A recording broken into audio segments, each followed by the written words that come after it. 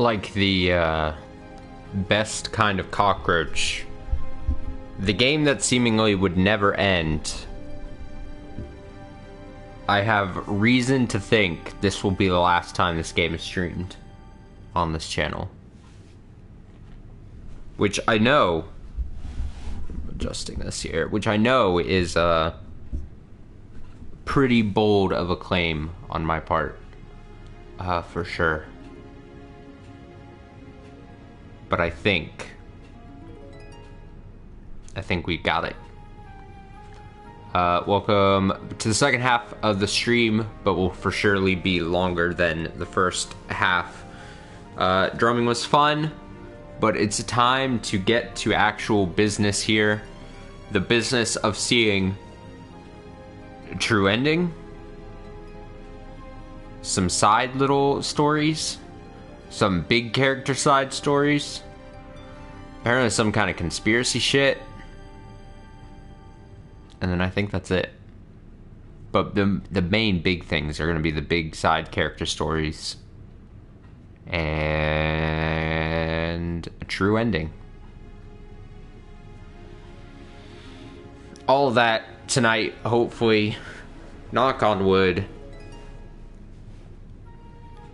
Probably since I said it,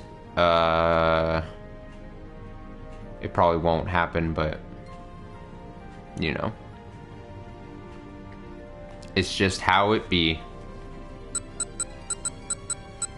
So I've got a certain order of things I want to tackle this stuff in. I sort of have like a half plan. We're gonna do the quizzes and the little side stories first, which might take a little bit of time. But I think that will be what we tackle first. Then probably the true ending. The true ending, as they call it on the internet or whatever, and then the game maybe, I don't know. And then some other kind of thing, some other stuff, and then other stuff. Other stuff, then other stuff, then other stuff. Let me see. 8, 9, 10, 11. So yeah, 4 more.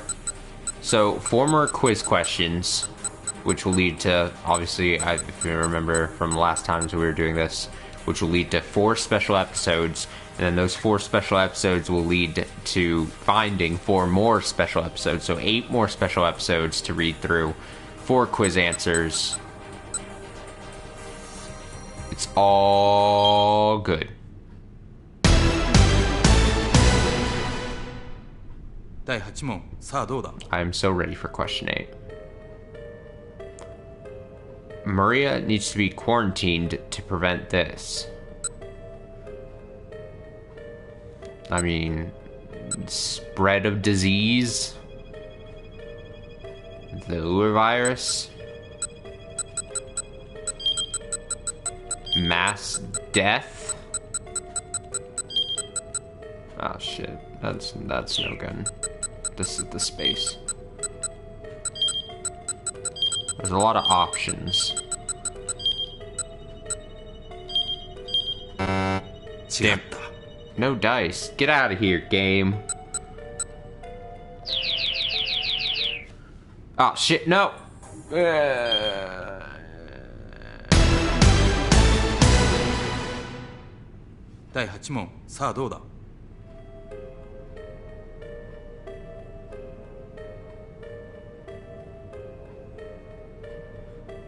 Boom, boom, boom, boom. Okay, and if you'll recall, I definitely have like the answers next to me, because I'm not going to like, I probably could have guessed pandemic, but you know.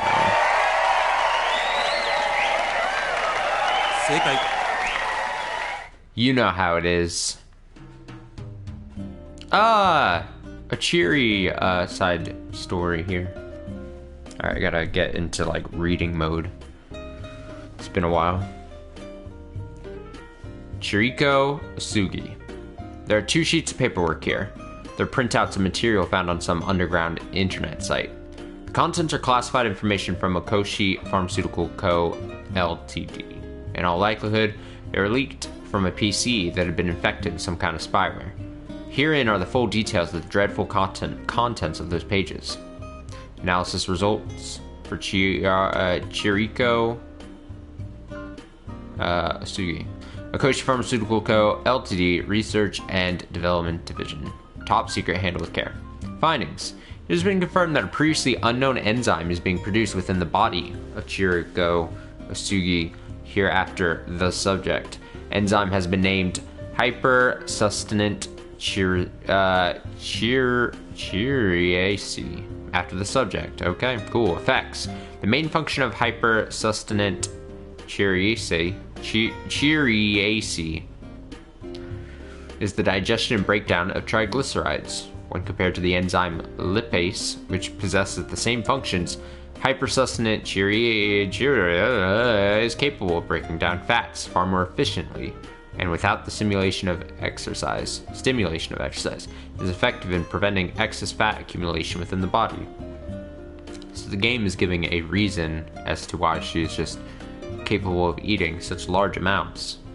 However, once the subject's body fat percentage drops below 40%, her body no longer secretes the enzyme. The trigger for this change is unknown. Potential business plan. Market the enzyme as a diet, food, product, or medicine. Especially when administered under strict medical protocols, the enzyme should be effective in markedly reducing body fat without need for surgery. Remarks. Planned 24-hour observation of the subject for a 10-year period underway. The reason that hypersuccinate chiriaceae is no longer secreted after body fat drops below 40% to be discerned as soon as possible. From this paperwork, it is evident that one of Japan's leading pharmaceutical companies is carrying the surveillance of private individuals in secret. Is this constitutional? Contents of the second page are even more shocking. Behavioral inducement proposal from Okoshi, top secret, handled with care. General overview. Chiriko Sugi, hereafter the subject, is to have her dietary and exercise habits engineered. Goal, maintain the subject's body weight above 40% body fat.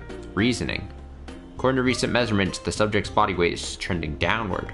Cause of this trend has been established as the subject's growing attention to her own diet. It has also been confirmed that the subject has taken massive doses of the dietary supplement Burning Hammer. This could lead to substantial delays in research into hypersuccinate chiriaceae. Methods. Further... Is that thunder here outside? Feels like it's always storming when I play this game. Further discussion is required to assess ongoing behavioral adjustment methods, but the following have been approved for a temporary basis. In addition, other methods, once deemed effective, should be employed without delay. There's no upper limit to our expenses. Given the urgent nature of the situation, progress reports shall be issued directly to the project supervisor. Example, Entice confectionery store operated by 5-star pâtissier to open shop in subject's neighborhood, Tomagaya. Sponsor food products with excessive amounts of fat and sugar in the guise of product samples. Provide financial support for or open additional franchises of restaurants touting eat X servings and your meal is free. Host an eating contest. All these things were engineered from the pharmaceutical company. It's hilarious.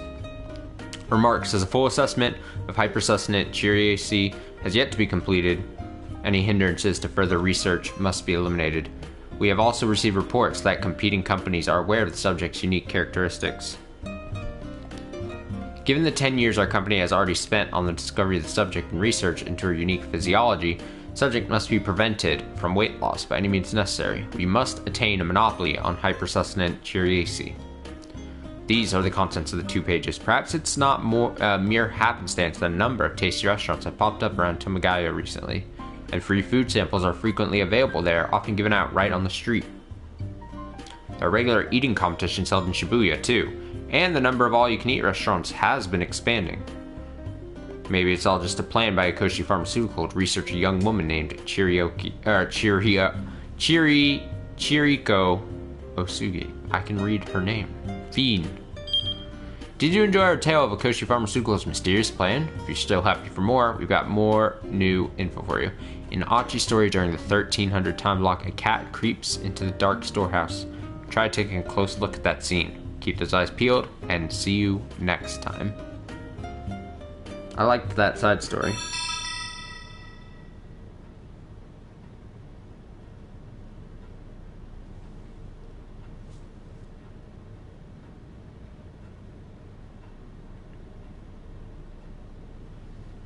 Sorry, I'm responding to a text right here.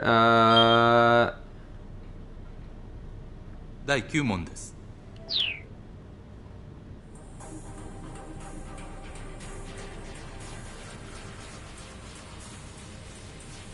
Okay, now of course I'm just gonna go and check.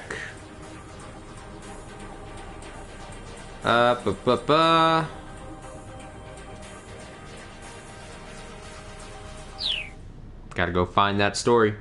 Gotta go find that story.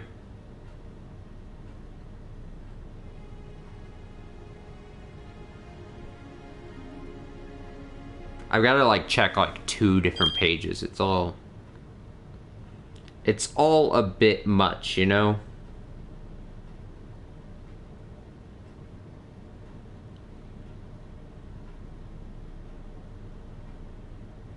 Okay, but I think I know what I'm doing here.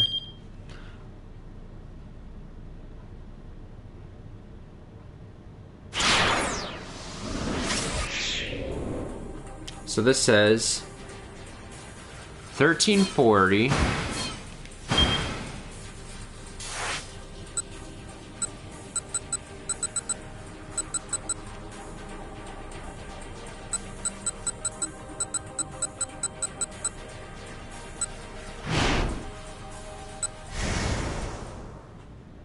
I like that thumbnail there.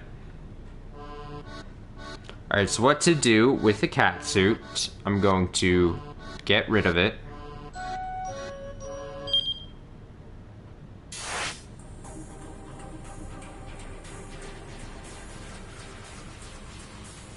$13.50.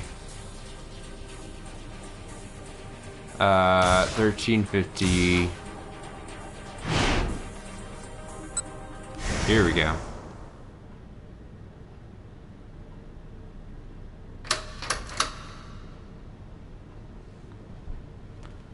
Okay. Again, we don't have to necessarily read it.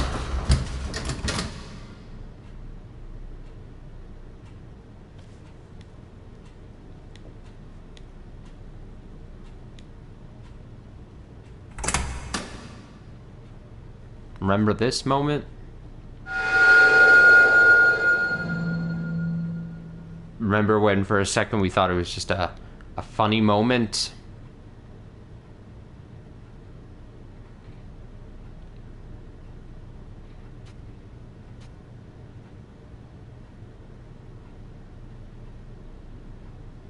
Okay, now this is where we have to wait. We must wait. But that's fine. We'll wait for the button input and get the second half of the side story.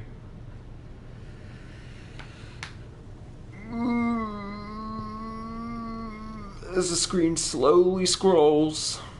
Slowly. Slowly.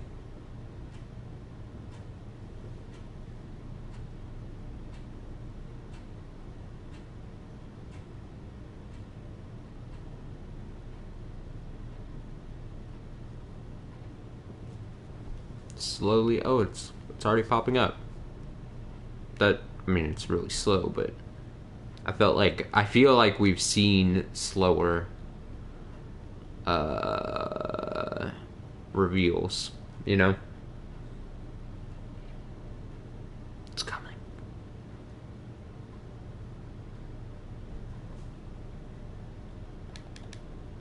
Got it. Got the button input. Who's this fellow? I just barely remember him. Taku Akado. I see you almost every day, it feels like. I wonder if you're aware of that. No, I'm certain you haven't noticed me. You're probably no more aware of me than you are of a stone on the side of the road. But I can't just sit here and say nothing. Not any longer. Please go out with me. Oh, no. I'm very serious. Please give me your response. Your secret admirer.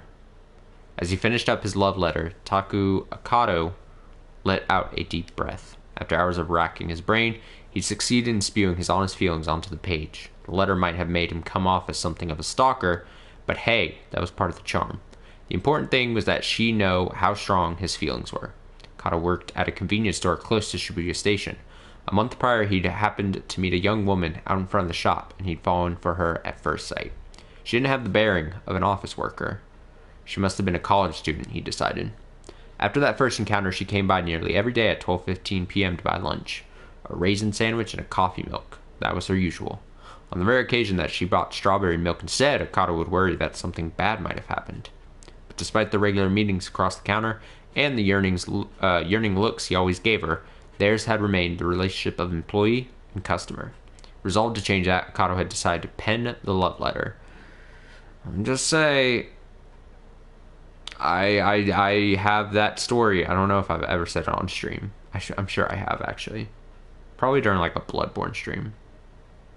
Back in 5th grade, getting the carnation rose, whatever, flower, for at the time in 5th grade, the girl I had a crush on. And then her just not appreciating it.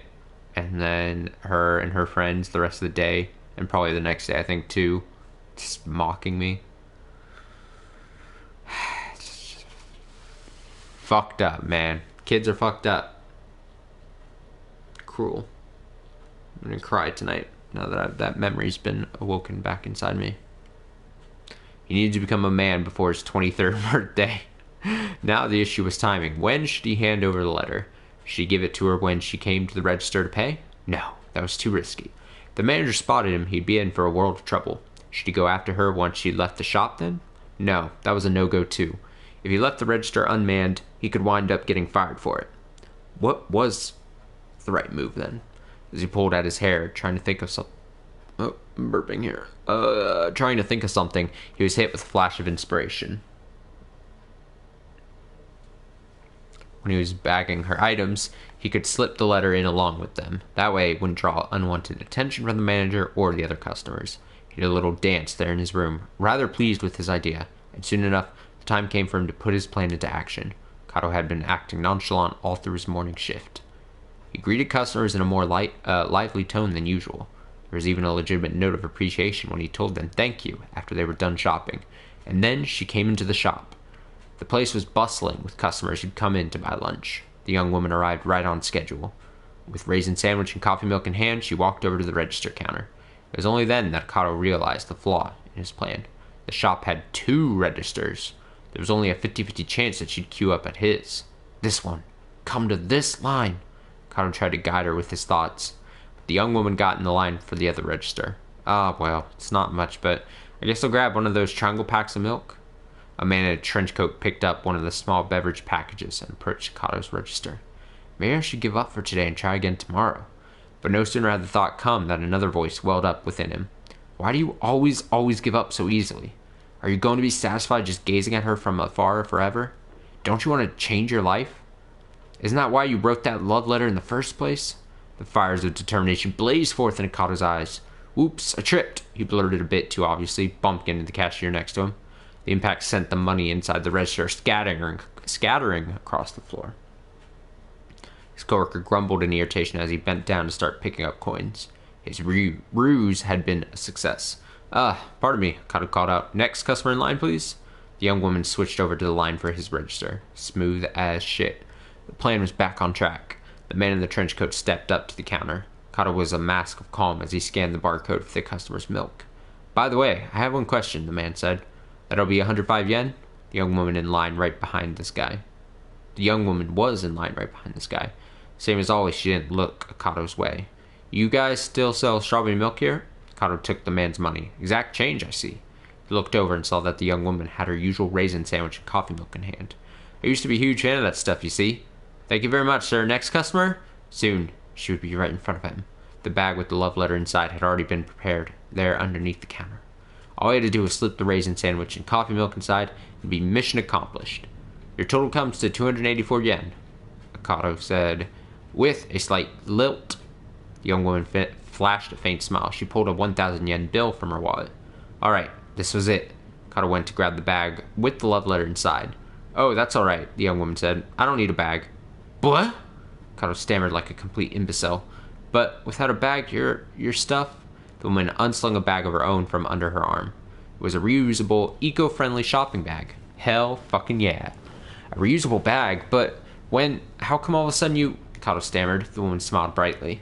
I care an awful lot about the environment. She placed the item she'd purchased into the bag, then briskly departed from the shop. Kato crumpled the love letter in his hand and let out a big, dreary sigh. Bean. That's really good. These stories are they're so short, but they're so well written and stuff, and all have like different perspectives and different ways of being written and stuff.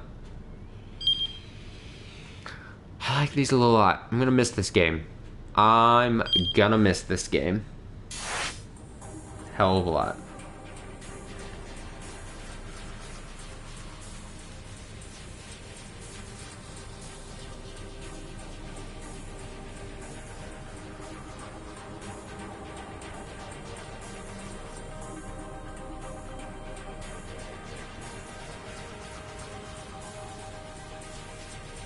Okay, I gotta reset the,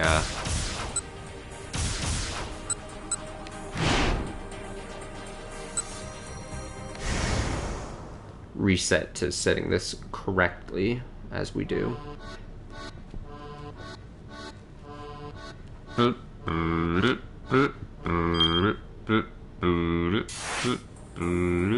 Okay, that's good.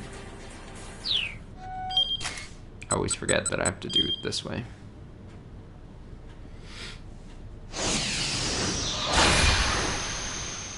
Three more quiz questions.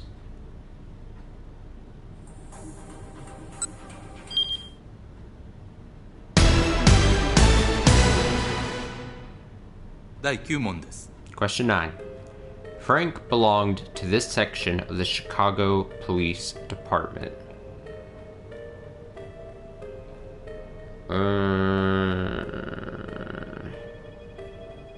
Is it just like, what was it, CIA or something? That doesn't sound right at all. Chiatta.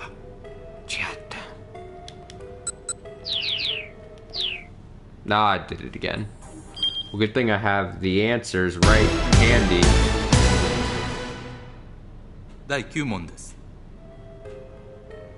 Oh, I would never have gotten this. Bomb? I mean, I kind of remember, but I don't know if I would have worded it exactly like this unless I went back and... Arson squad. Squad.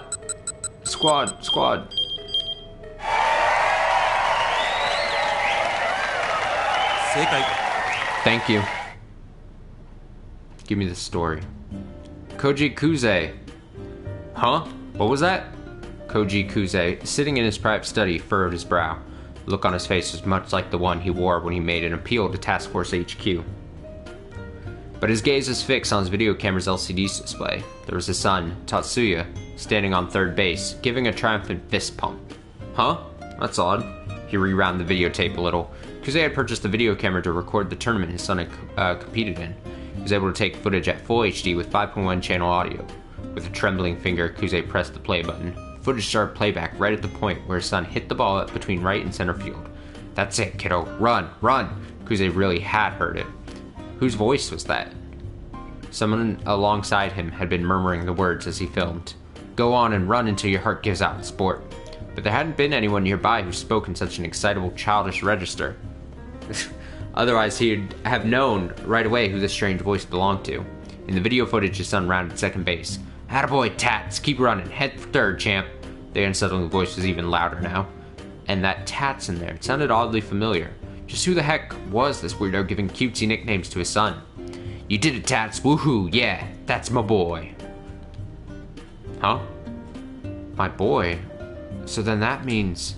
Kuze swallowed, his mouth suddenly dry. No, it can't be. That's my voice? Do I really talk like that? Kuze was flabbergasted. No, my voice can't sound that way. The video camera began to shake in his hands. For the first time in his life, Kuze had been made aware of the childish squeaking he made when he got excited. To hell with this! He lifted the camera high above his head. But before he could hurl it against the floor, he reconsidered. No, he couldn't do it. His son's accomplishments were stored inside that camera. Still, he needed to make sure no one found out about his verbal affection. If his son heard him sounding like this, Kuze would lose every shred of dignity he had as a father. What should he do? Was there some way he could erase his voice from the tape? He thought desperately for a way. Maybe he could mask it with other sounds in editing. Good slide whistle, maybe.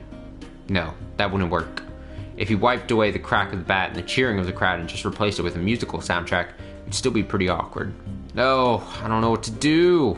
Kuze slumped down into the floor, buried his face in a cushion, kicked his legs up and down. At this point, he'd have to take the footage to one of the forensics researchers to see if they could do something with it. There'd be disciplinary measures for misuse of lab time if he ever got found out, but risking that was better than letting people discover they sounded like a hyperactive 12-year-old when he got worked up. Suddenly the door opened. Dad, let me see that video. Kuze's son strolled into the study. No, I can't do that. Why not? Well, there's this voice. He tried to hide the camera as he rambled. A voice? Oh, that's no big deal. Kuze blinked his eyes in disbelief at his son's words. I came in here earlier and watched part of the footage already. Kuze's jaw dropped. Tetsuya, so then you heard the voice? What voice are you talking about? This time it was his son who blinked his eyes in confusion. Well, so there's this pretty childish voice. Kuze's son broke out chuckling. Wait, Dad, did you seriously not realize that voice was yours? Huh? Dad, if you're worried about how you sound like a kid sometimes, everyone's known that for a long time. Or a long while. It's actually really funny. Kuze's jaw gaped even wider. Oh, come on, Tats, you gotta tell me this sort of thing sooner. Did you enjoy our charming little look at the daily life of father and son? Well, then we've got an exciting little clue for you, kiddo. Nasawa's story during the 1400 time block. Nasawa imagines what might happen if the virus spreads through Shibuya. There's an odd command hidden in his imagination there. See you next time. See you next time, indeed. Indeed. Yeah, it's like thunder rumbling there out in the distance.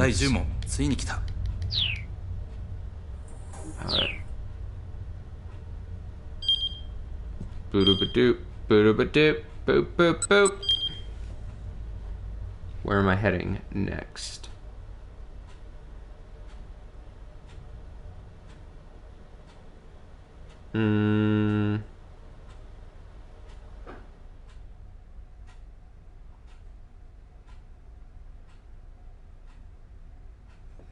Okay, I think I know. I think I found it.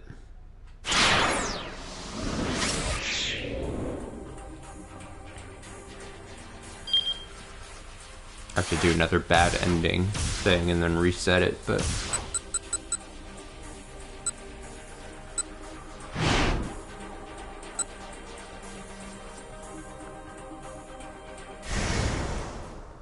An answer I've never chosen.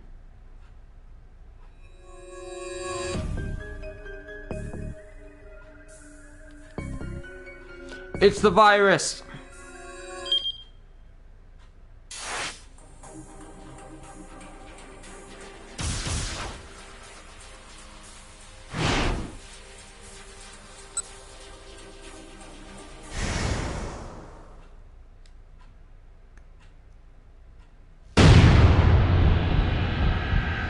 What?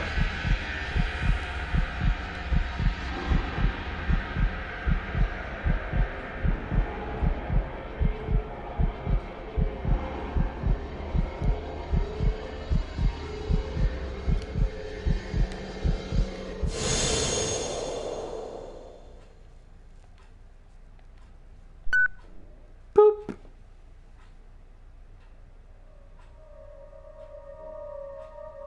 They're after the virus.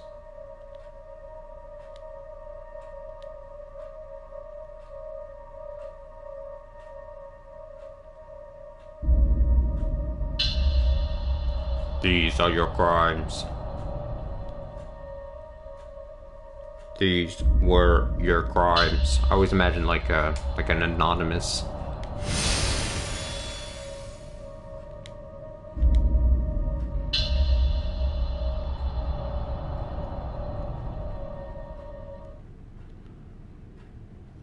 Okay, it's not far from here.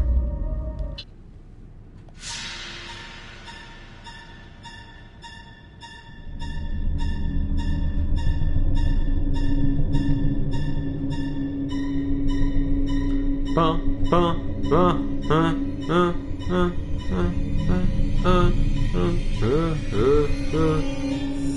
I think it's on this screen.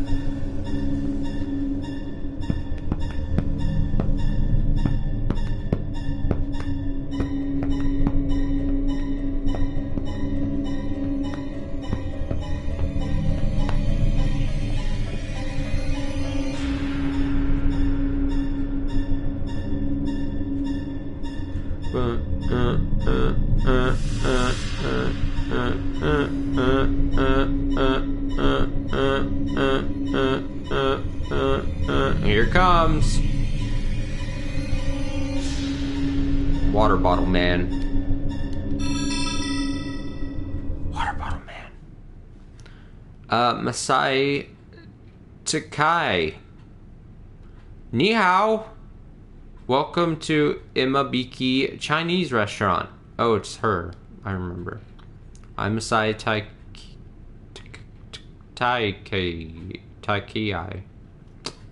I work here. Oh, what's that? You think that's a strange name? Yeah, I guess you're right. It is a weird name. Imabiki Chinese restaurant. So it's kind of a long story, but there was this video game called Imabiki. So it involves a mysterious drug called Vision that causes you to be cursed by a woman in black when you take it in. Okay, yeah, it's a long story. I'll quit while I'm ahead. Anyway, the point is that there was this game called Imabikiso, and the restaurant opened to commemorate its release. All the menu items tie in with the game. So let me introduce you to the mysterious charms of Imabiki restaurant, Chinese restaurant. Here, have a cup of oolong tea. You can sip on that while you listen. The food here is cooked using a closely guarded 4,000-year-old Chinese technique known as the charring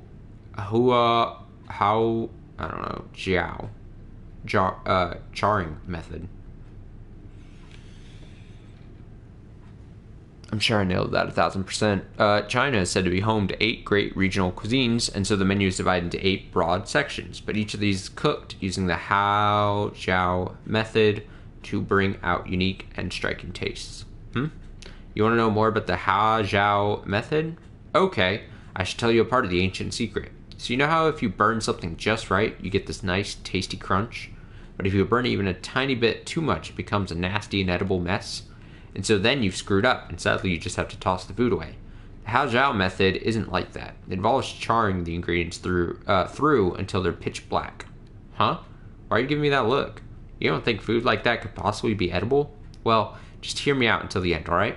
The offerings on our menu are things most everyone should be familiar with. Sweet and sour pork, pot stickers, shumai, green pepper steak, stir-fried shrimp and chili sauce, Peking duck. All pretty typical examples of Chinese food, right? But here at Imabiki Chinese restaurant, we char all these dishes until they're truly full of flavor. You can even choose whether you want your charring done rare, medium, or well done. Well done makes the food look like a burnt lump of charcoal, but provides an exceptional texture and aroma. Try it once and you'll be hooked. I bet you'll have to swing by our restaurant every day. The secret to making everything so delicious are the herbs we use, which are an essential part of the Hao Zhao method. These herbs are extremely rare. People who taste them say it's like they've been transported to another world. What herbs are those, you ask? That's a trade secret, I'm afraid. Oh, can't wait for you to try some. Once you've had them, I'm sure you'll never forget. We have a lot of regular customers, and a lot of students from nearby universities come here as well.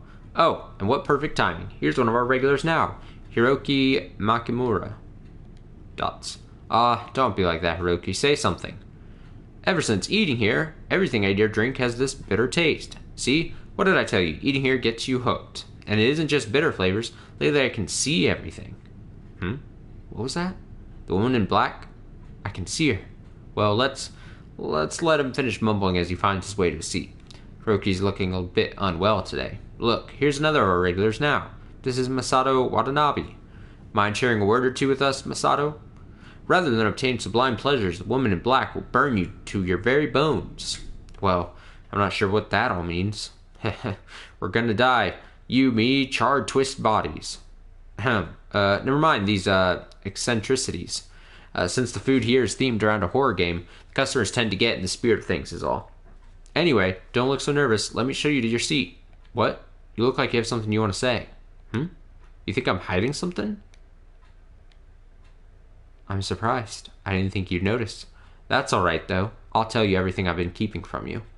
Like I said, make sure to hear me out until the very end. And then you will be cursed. Cursed, just like Hiroki and Masato. Ha ha. Ha ha ha ha. Ah ha ha ha. Ah, I'm just messing with you. Hey, did I spook you? There's no need to worry. Of course you're not going to get cursed. Because, you see, you already are. Don't you remember? That oolong tea you drank? It was steeped with those special herbs I mentioned. I suppose now I can tell you what it's called. What you drank is tea of imabikiso, the searing herbs of hatred. Hee hee. Hee hee hee. Hee hee. Hee hee. Hee hee hee. You can hear a voice, can't you? A woman's voice, dry and raspy? Go on, sit down. Here's your seat. You're never going to escape, so you might as well accept it now. Now then, let's start over. Welcome to Imabiki Chinese Restaurant. That's good. That was good. Another good short story there. Told in the style of like a creepypasta. Also, it was unnerving to come back to this music playing from that story.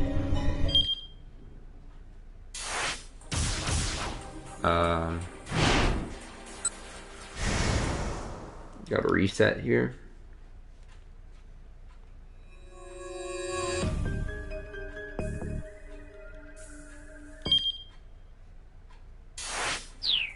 I did it again, but I gotta get...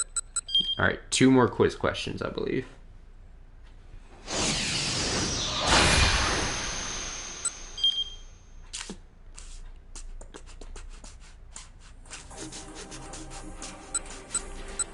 I guess I could find out. 3, 7, 8, 9... Yeah, 10, 11.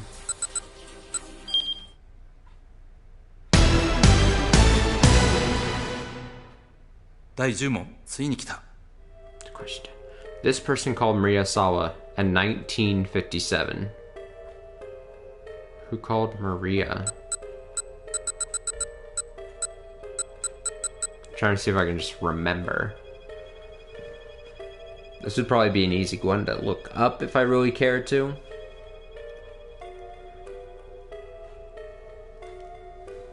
Maria Sawa. 1957. Who calls her that late?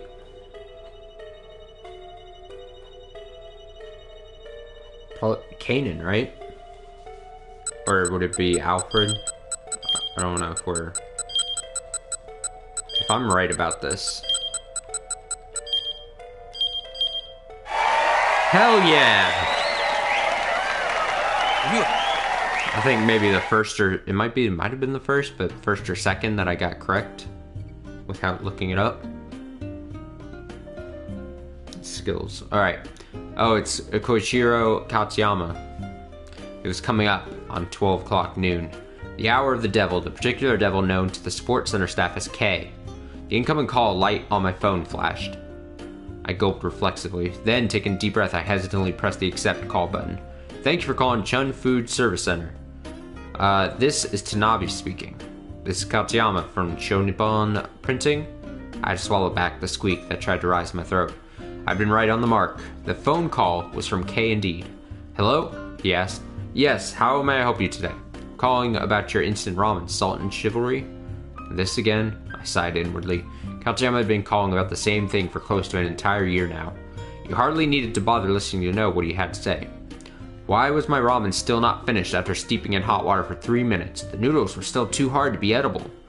I'm very sorry to hear that, sir. My response was right out of the manual.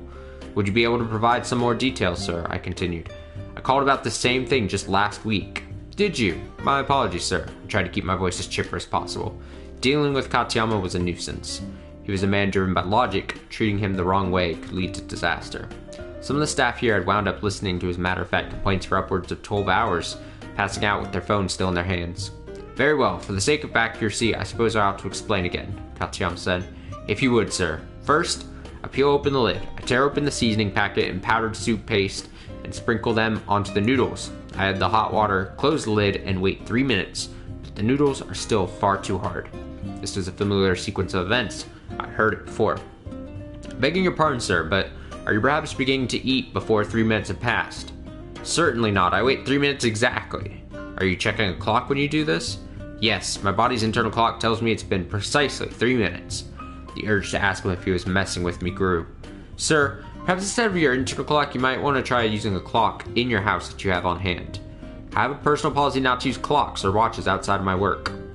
As I'd done before, I fought off the urge to tell him what a ridiculous policy that is. I'm sure it wouldn't hurt just once. Perhaps you should try using an actual clock to track the time, sir. My body's internal clock is accurate. A 3-minute unit of time is not something I would mistake. No, clearly you would. You are. You have to be. I wanted to scream. If the product is not properly ready to eat in 3 minutes, that makes it defective. If it were possible, I would have liked to stick my head through the receiver and watch Katayama's 3-minute timing myself. I imagined the lecture I'd give him when he started eating before 3 actual minutes passed. Then, in my frustration, I had a sudden idea. Sir, perhaps we can check your internal clock against my clock here and test whether there's any discrepancy. Pretty good idea if I do say so myself. If that will convince you of my claims, then no, I do not mind. Yes, it's time to make this guy eat crow. If there is no discrepancy, however, I expect a proper apology. Now I felt like I'd stirred up a potential hornet's nest. What the hell. There's no way this guy's internal clock could measure 3 minutes on the dot. Alright then, sir, let's begin. I picked up the stopwatch and was on my desk. Internal clock diagnostic. This may be sudden, but here we're going to see just how accurate your internal clock is. Exactly 20 seconds after you press the button, a message saying 20 seconds have elapsed will appear on screen. How precisely can you judge a 20-second interval? Alright, let's begin. Please press the button. Wait. Exactly 20 seconds after you press the button, a message saying 20 seconds have elapsed will appear on screen. How precisely can you judge a 20-second interval? It's just a goof. Does it want me to count to 20 then? I can do that. We'll see how good my internal clock is. 0, 1, 2, 3, 4, 5, 6, 7, 8, 9, 10, 11, 12, 13, 14, 15, 16, 17, 18, 19, 20. Hey! I'm gonna say I was really good! Okay, 20 seconds have elapsed. How did you do? Was your body's internal clock accurate? I stared in astonishment at my stopwatch, although that probably doesn't come across on stream very well because there's that slight delay and everything. But right when I said 20, it said okay, and then it paused for a second, and then it said 20 seconds have passed. You'll just have to believe me.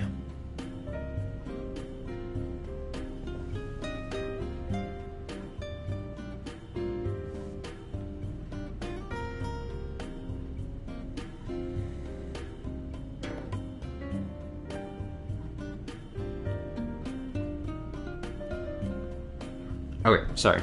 I stared in astonishment at my stopwatch. Well, Katayama asked, his voice composed.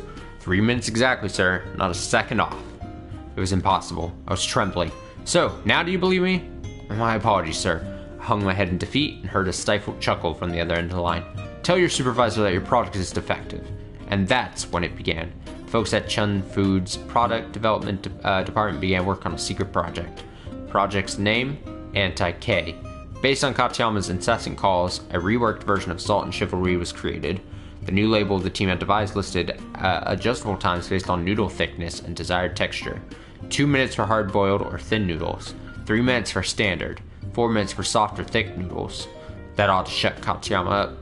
The product development team was proud of its creation. Of course, even after the new version of Salt and Chivalry was released, Katayama wound up calling to complain again, but that's another story for another time. Did you enjoy our tale of the cutthroat behind-the-scenes world of product development? Now it's time to give you some choice information. That's just common decency. That's just common decency. In Achi's story in the 1400 time block, there's a scene inside Yigo where Achi takes a punch from a debt collector. Take a good hard look right before that scene and see what happens. Keep your eyes peeled and see you next time. See you next time. 第11問難問です。 Number 11 is a toughie, it said. The last one. The last one.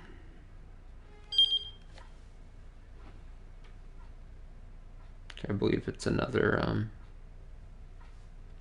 bad ending thing I have to do for this one.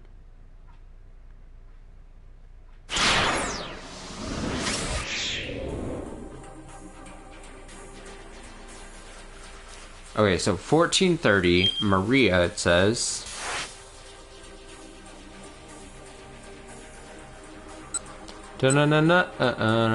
Maria.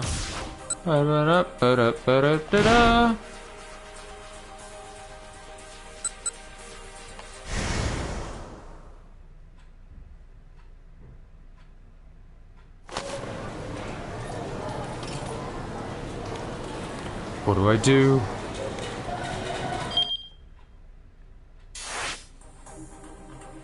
And then Achi 1435.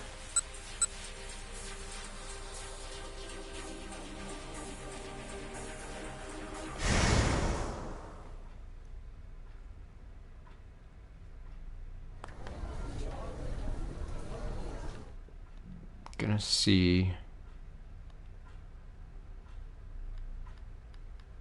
Oh, I won't be able to. Had she gone up or down?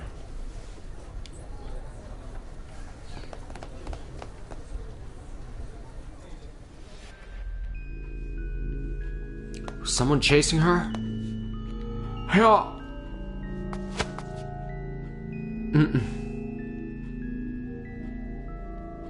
It's a good screen there. Okay, I think it's on the screen. Hand him over, kid.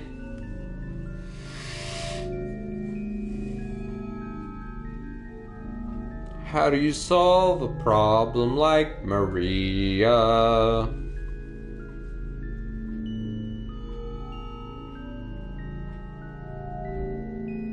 Those nosy ass nuns in the Sound of Music were terrible.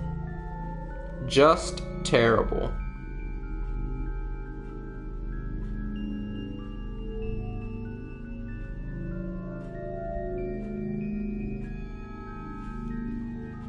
This is the right screen, right? Oh wait, no, I don't think this is the right screen. It's this screen. What a waste on my part.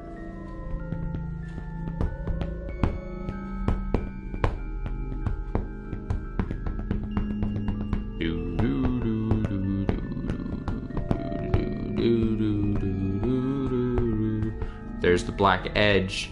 It's creeping. It's creeping.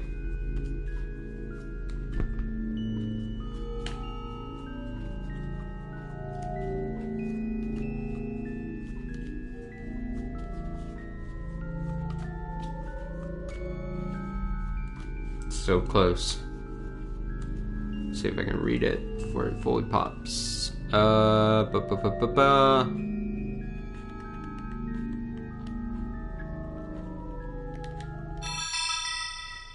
Got it. Got it. Teru Toyama. A man who survives on the battlefield, that is journalism. This story takes place right after the founding of Heaven Publishing. There's a horn outside. In a certain high-class residential neighborhood in Tokyo, Toyama hid in the shadows of a telephone pole, an infrared camera in his hand. He eyed the entrance of the upscale Japanese restaurant across the street through the viewfinder. Ugh, I'm so sleepy. How many days had it been now? How much time and money had he spent in getting this far? And how little did he have to show for it? He felt a pit of emptiness and despondency open up inside him. But he couldn't give up now. This was the one good lead he had to go on. Toyama had been closing in on a big scoop. There was persistent rumors about a member of the reigning political party involved somehow with the head of the Shiramine Gumi Yakuza syndicate. If the stories turned out to be true, it could lead to a major upheaval in the government. A party that had held power for quite some time would probably fall from grace in dramatic fashion. The public wouldn't stand idly by. If it became well known that people in the government were in bed with the Yakuza, there would be a national uproar with international repercussions. Japan's reputation on the world stage might well become mud overnight. A scandal like that probably wasn't in the country's best interest. but the alternative was surely worse. The infection needed to be located quickly and then excised. And the only one who can expose that infection is me. Toyama's smoldering sense of purpose blazed up once again, but his target was doing a good job of not giving himself away. Toyama was certain that the Diet member and a high-ranked Yakuza used this restaurant for their meetings, but neither had shown himself since he'd started his stakeout. Had word of his activities been leaked? No, they can't be. He'll definitely come back here. Toyama was certain of it. But despite all his waiting, he hadn't had the slightest cause to click the shutter on his camera. "What are you doing?" a voice asked suddenly from behind him. Toyama whirled around to see a familiar face. It was a reporter who had written for a rival paper back then. Toyama worked for the Central Times. "Are you on a stakeout?" Sweat beat along Toyama's back. The newcomer glanced cautiously to either side before leaning in to whisper into Toyama's ear. "You waiting on the Yakuza boss and the Diet man?" Toyama's eyes went wide. How do you know about that?" This was supposed to be an exclusive scoop that nobody else had caught wind of. Exclusive scoop. "My colleagues and I all know about it. It's too big a lead not to have heard of. But the top brass has forbidden anyone from looking into it." Toyama's heart sank. He'd worked so hard, come so far, all just to get his hands on some info that everyone else in the business already had. And not only did they have it, they'd already decided not to publish it because of the risks involved. "I'm telling you this for your own good, Toyama. You need to drop this one." "You must be joking. Do you know what will happen if I just let this slide?" Toyama wrote articles because he needed to put food on the table, but he was also motivated by a strong sense of justice. Journalism and justice has to go hand in hand. "Come on, Toyama. You're not just some upstart kid anymore." The man frowned like a disapproving school teacher. Toyama bristled. "At least I'm not the one sacrificing the truth to protect the status quo." "Look, if you want to make fun of me, just go right ahead. I've got 2 kids and a loan on the house I just bought." Toyama practically lunged at the other fellow. "Damn it, man. Have you no sense of pride?" "Whoa, hey, hold on. Let me finish." The man pulled free of Toyama's grasp. "I came to find you because I have a scoop for 4-star General Gossip." "Huh?" Toyama stared back at him in disbelief. "I'm not allowed to write about this, but this business still has to go public, right?" "Wait, so you're..." "Yeah, I'm giving you the info I've got." He and Toyama shared a conspiratorial look. "There's a warehouse down by the docks you might want to check out." Toyama lurked near one corner of the dockyard warehouse. A lukewarm breeze wafted through the cheek. How many hours had he been waiting? Had he gotten a bogus tip? He had half a mind to give up, but stubbornly he continued to wait. Finally, a black car approached. Toyama hurriedly slipped behind his shipping container and readied his camera. The vehicle parked near the water. The lights cut out and the engine fell silent. The windows were tinted, concealing whoever was inside. A few minutes passed, and then Toyama heard the sound of a small pleasure yacht humming across the waves. Its lights drew closer and closer, making a beeline for the car's position. The craft drew up alongside the pier, and several thugs got out, scattering to secure the area. The car door opened, and someone stepped out. Toyama readied his camera again. Through the viewfinder, he spied the senior secretary of the Diet member he'd been investigating. If that guy had been here for a meeting, there could be no doubt about who had sent him. Then someone appeared on the deck of the boat. His suit fluttered majestically in the salty sea breeze. Toyama recognized this man, too. It was the Yakuza boss's right-hand man, his chief negotiator. Toyama clicked the shutter wildly. He captured the entire scene as the secretary took one of the thug's hands, boarded the craft, and began talking to the Yakuza henchman, looking relaxed and familiar. This would be a political bombshell. The unveiling of such a major link between the government and the underworld would turn Japan on its head. "Huh?" One of the thugs picked up on the faint sound of the camera shutter. He began striding in Toyama's direction. The two made eye contact through the viewfinder. Uh-oh. Not a good time to get discovered. Toyama scurried away, desperate to flee the scene. He spotted a truck parked a short way down the road. There was no time to look for something better. He clambered up and hid himself in the bed of the truck. A moment later, the truck's engine started and the vehicle sped away. Toyama lay huddled on his side, his eyes scrunched tightly shut. Only occasionally did he risk a glimpse at the passing scenery. The truck left the harbor and got onto the Shuto Expressway. Then it merged onto the Tomei Expressway. That meant it was going to keep heading west, probably for quite some distance. It was indeed a good long while before the truck finally stopped. Once he'd heard the driver get out and walk away, Toyama popped his head up and took a look around. His eyes aligned on a blue road sign nearby. Nagoya? Oh, this was bad. He needed to get back to Tokyo right away. Wearily, he dragged himself to his feet. As he did, he sensed something behind him. Dad? Hana, is that you? Somehow Toyama's daughter was in the bed of the truck there with him. Hana, what are you doing here? I wanted to be their hide-and-seek champion. Oh, that's so good. Hide and seek? So wait, you hid in the back of this truck and then... Hannah gave a tiny nod. But what are you doing here, Dad? Right, Daddy was chasing after a scoop. Aha, yeah. The two chuckled awkwardly. Well, first things first, Tom said. We need to get home. They climbed out of the back of the truck and started walking. So, did you manage to become hide-and-seek champion? Definitely. The kid who's it still hasn't found me, after all. What about you and your scoop, Dad? Oh, I was right on the mark. Sales for the next issue of 4-Star General Gossip are going to be through the roof. I guess that makes you champion too, Dad. I guess you're right. And as dawn broke over the streets of Nagoya, father and daughter walked amiably along, hand in hand. That's a good story too. I forgot about the continuation of Hannah's story there. 2 more little side stories. Just 2.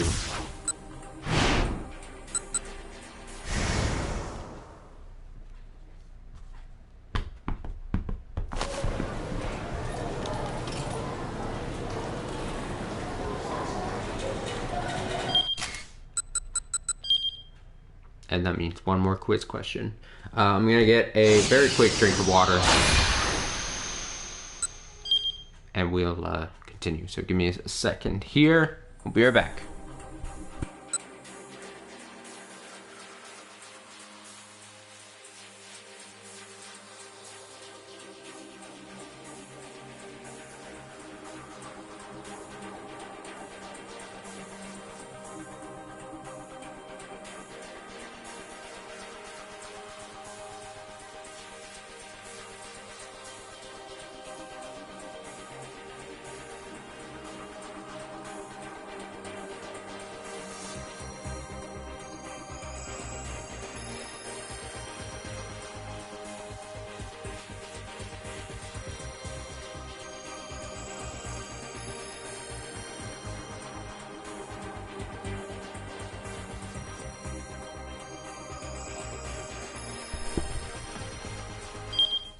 Alright, give me this final tough question.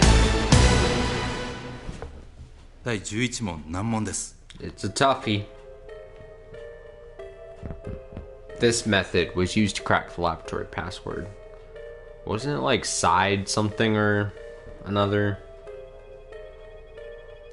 Side channel. I was pretty close. And I have to make sure I do the dash, apparently.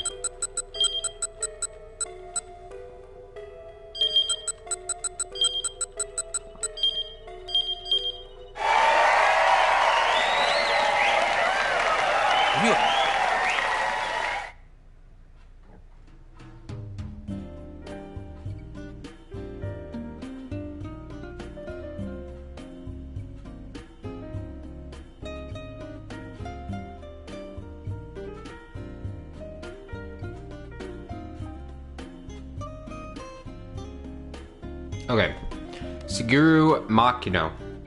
Shigeru Makino's life was one of conflict, playing factions against each other, crafting subtle interpersonal manipulations. He had done whatever was necessary to rise up within his company. He had even deceived close colleagues and sold out superiors who had helped him on the way up. While winning victory after victory on his chosen battlefield, he had managed to become corporate director at Akoshi Pharmaceutical, but he still needed to remain alert. If he let his guard down, he'd soon lose his position to the next guy who came along. To keep his finger on the pulse of industry politics, he always made a point of putting in an appearance at functions he was otherwise disinclined to attend. Executive Director Makino, you simply must come along with me in this place I found. Got a bunch of cuties I'm sure you'll be smitten with. On this particular occasion, Makino's companion was a fellow who became a real nuisance once he got some liquor in him. The director's wordless reply was a simple deep furrowing of the brow. Oh no, Mr. Makino, don't worry. I know you detest that sort of thing, I really do. But this isn't going to be like that. It won't be like that? What? Let me reread that. It won't be like what? Even after drinking heavily, Makino never lost his composure. But he learned early in his career that acting drunker than he was often led to gleaning valuable information, so he let himself sway a bit as he spoke. Well, Why not come with the understanding that you will be surprised? I promise you, sir, you will not regret it. Makino had half a mind to spit in the guy's drunken face in hopes it would shock some sense into him. Nonetheless, he was interested in the technology the man's company possessed. Like it or not, he was along for the ride. Well, if you put it that way. Hey, taxi, the man called out without waiting for Makino to finish his reply. A cab promptly stopped to pick them up. Makino had assumed they'd be heading to some popular hotspot like Ginza or Roppongi, but instead his companion directed the cab toward the suburbs. Aha! Here we are. Makino was dumbfounded by the sight of their destination. They got out of the car in front of a dingy, multi-tenant building with no signage out front. Surely he hadn't been brought someplace illegal. With a weary eye, he looked over at his companion. Don't worry about it. I'm sure you'll like this place. The man opened the door.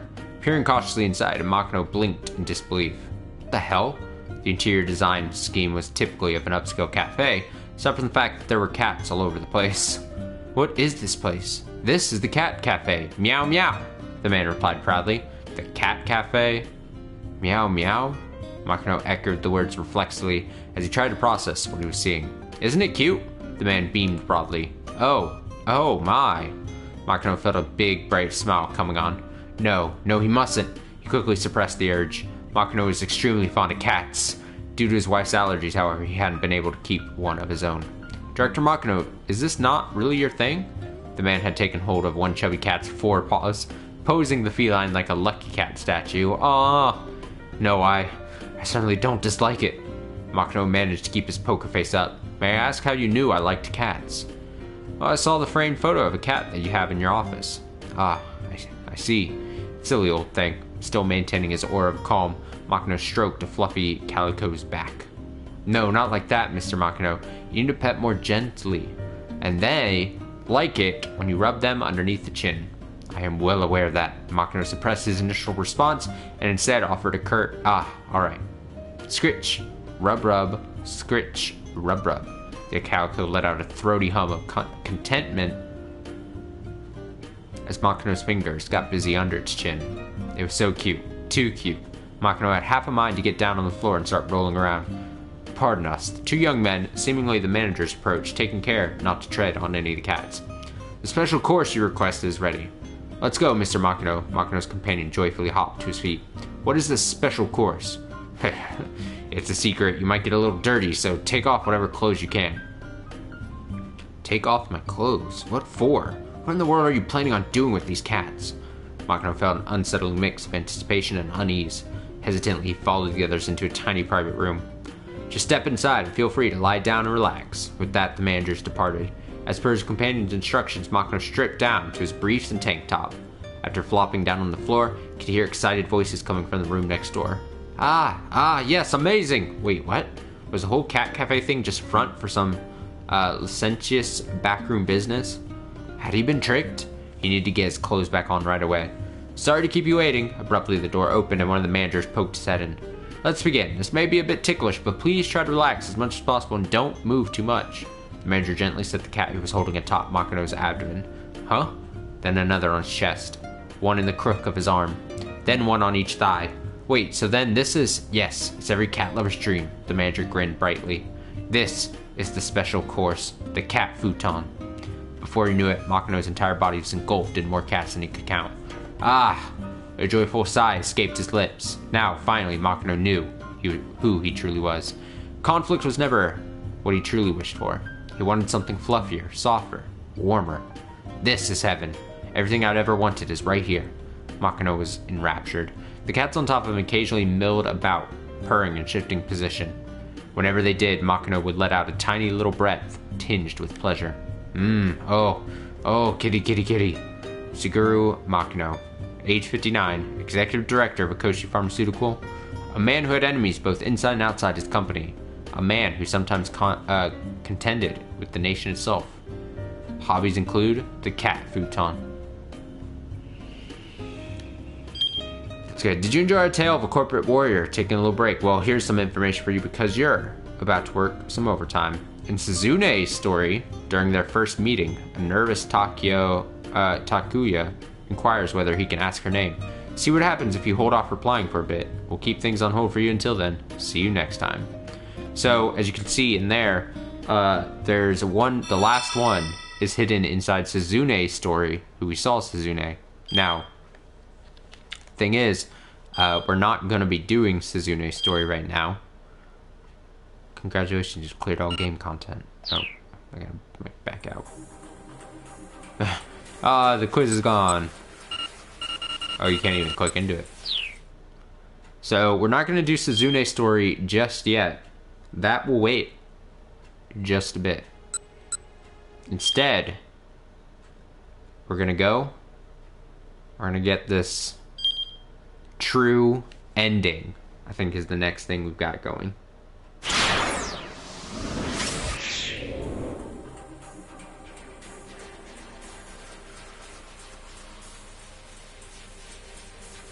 Which I can describe here.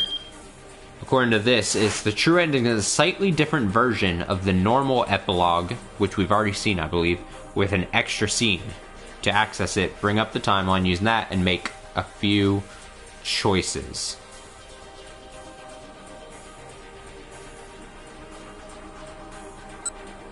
So we're going towards the end for this.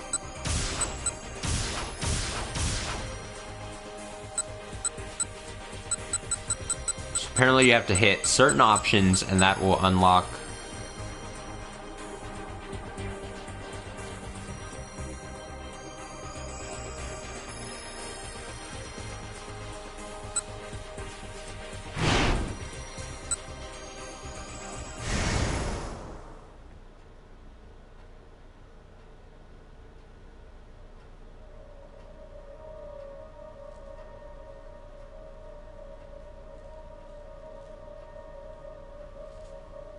So apparently all these options are like options that are like forgiveness type options.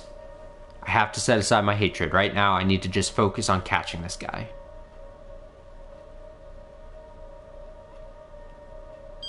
Why hasn't it happened yet? Okay, so that's one of the four things. Here.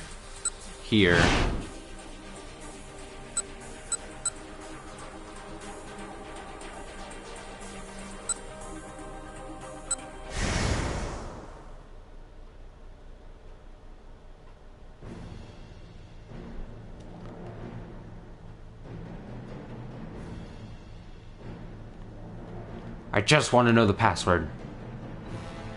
If that's what you're really after, then you can't kill me. Palmer and Kano locked eyes, both refusing to back down. So there's that. And then you go to Tatsuno.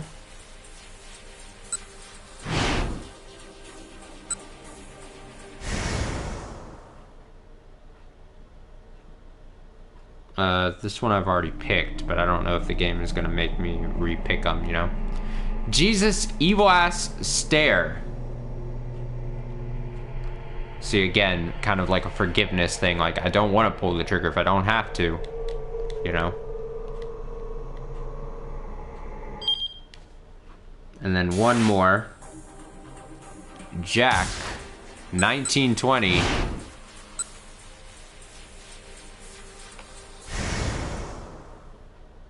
Again, this is the option I did pick, but just in case the game wants me to pick it again.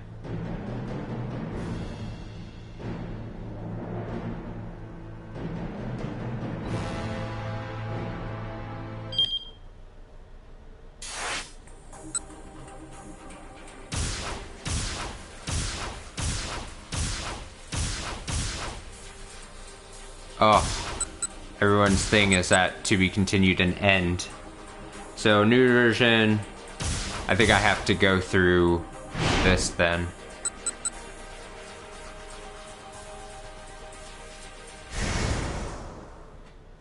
Oh, we're gonna probably have to read for a bit here then. Kind of skull down at him.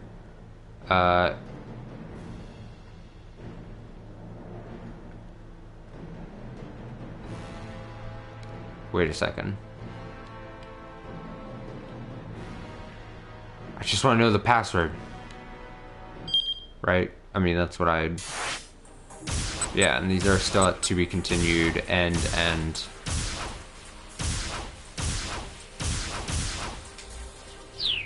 Okay, I guess we'll just read from here, probably get to the epilogue. If that's really what you're after, then you can't kill me. Palmer and Kano locked eyes, both refusing to back down.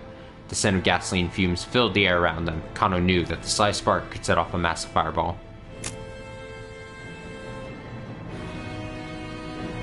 It's been a while since we've seen the ending, so we can do it again.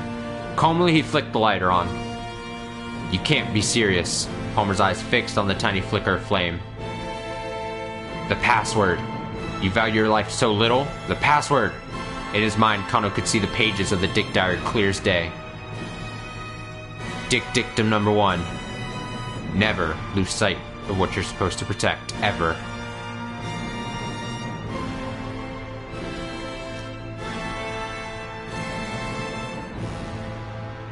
Palmer glared in defiance. Kano brought the lighter closer and closer to the gasoline. He could practically feel his own life growing shorter as his hand descended. And yet he felt no trace of fear. His body was numb, his senses strangely distant. Time seemed to slow, the world around him dissolved into a blur. He was surprised at how calm, how remote he felt, here in the midst of this life-or-death confrontation. And then, far in the depths of Palmer's eyes, he saw the barest hint of doubt. He fixed his gaze on that point of weakness, did not look away. Palmer's shoulders slumped. Perceptibly. Now, Kano was certain of it. This was a man who'd never put his life on the line before. Shizu's words sounded in the back of his mind. You need a cool mind, but a fiery spirit. A detective without both of those is worth nothing. Can I just progress yet?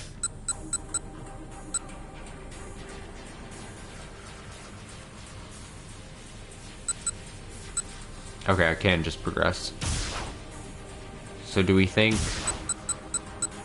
Do I just start in here?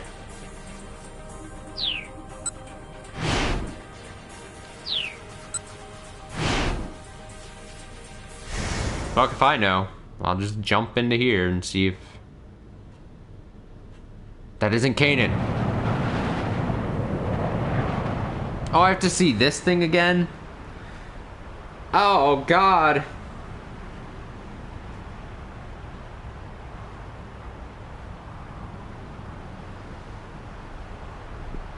Okay, well, I guess we can just... At least we don't have to read all that other stuff, but... We have to see the sadness again. But it is the true ending, so we'll see. As in Kanan, Marie's voice exploded in silence of the standoff. I doubt we're getting better testimony than that, Stanley said, his gun still at the ready. There's no talking your way out of things this time. The expression on Alfred's face didn't change. She stood still, a mannequin without a soul. What did you do to Kanan? Maria demanded, marching unsteadily toward the terrorist. Maria, stay back, Asala exclaimed. She ignored him. Hey, don't get any closer, Tatsuno barked. He looked exhausted on the verge of collapse. Answer me, Maria cried, still advancing. What happened to Kanan? But still, Alfred said nothing. Stanley, too, began edging toward her. Doesn't matter what you ask, he said. She won't tell you anything. Bit by bit, he inched closer. He was going to try to take her down. Let me turn your question around, Alfred said abruptly. What do you think? Maria paused, confused. What do I think about what? What do you think happened to Kanan? The corners of her lips twisted up, shaping a mirthless smile. You killed her, didn't you? Maria's words came out at a whisper. What was that? I couldn't quite hear you. You killed Kanan, didn't you? This time Maria cried out with biting fury. Alfred snickered. She's provoking me, Maria thought, forcing herself to swallow her rage. She couldn't let herself get caught up in Alfred's game, or her anger would spill out of control. Why are you laughing? By force of will, Maria made her voice firm and steady. Because I'm guessing you weren't expecting me to show up here. Alfred raised an eyebrow ever so slightly. This thing here? It's a bomb, isn't it? Maria held out the necklace. What? Stanley furrowed his brow. Of course. Even if we managed to catch you here, you'd still be able to destroy the lab. Still, the smile remained on Alfred's face. She seemed to enjoy watching the others figure out her intentions. But you can't trigger the bomb with me standing this close to you, can you? Maria locked eyes with Alfred. Unless you're prepared to sacrifice yourself. She stood like an image of bravery, while on the inside her apprehension threatened to tear her apart. She could feel her heart thudding so furiously that she thought it might explode. Cold sweat trickled down her spine. Only her rage at Kanan's murder kept her from backing down. "Go ahead and blow yourself up if that's what you want," she said. "But you'll die with nothing. Your death will mean nothing. But not mine. My death will avenge Kanan's."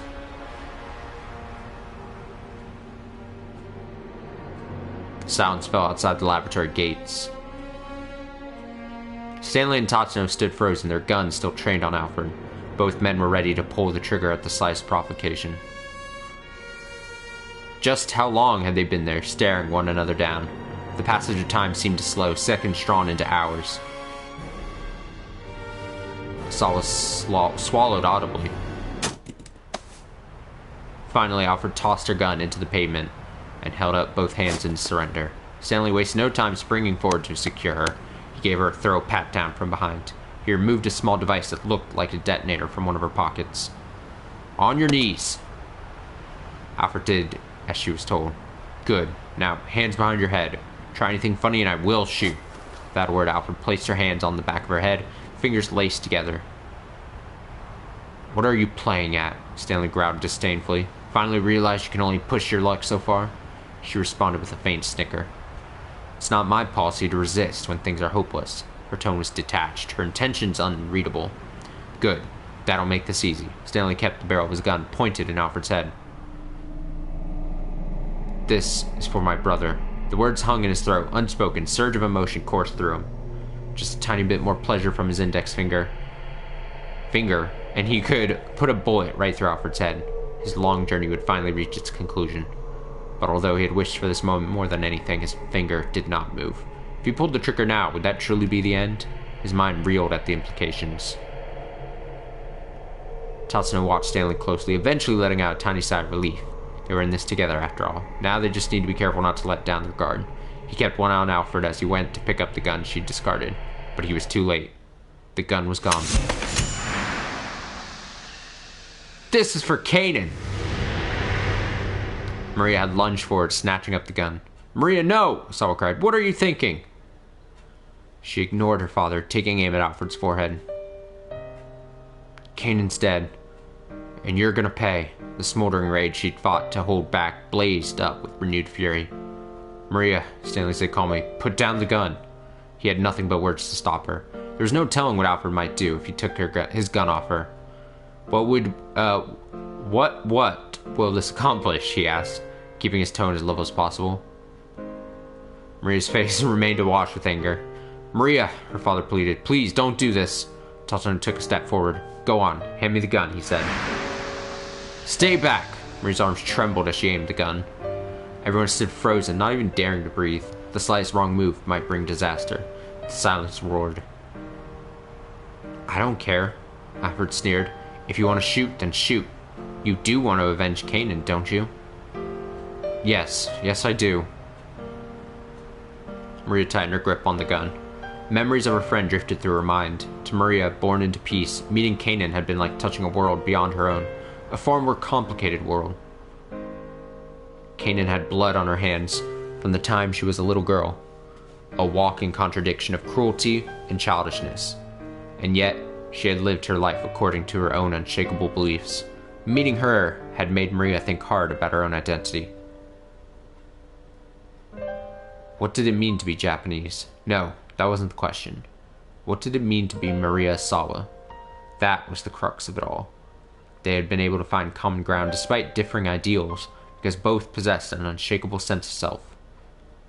Maria made her decision. Oh, and then I have to make this. I have to make this choice. I don't think I didn't have to do this before, because both of these are white.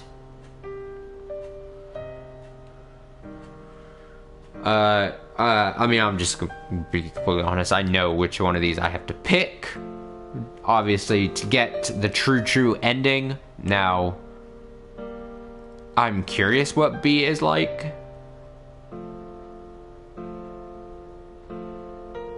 But I also don't want to potentially somehow fuck it up.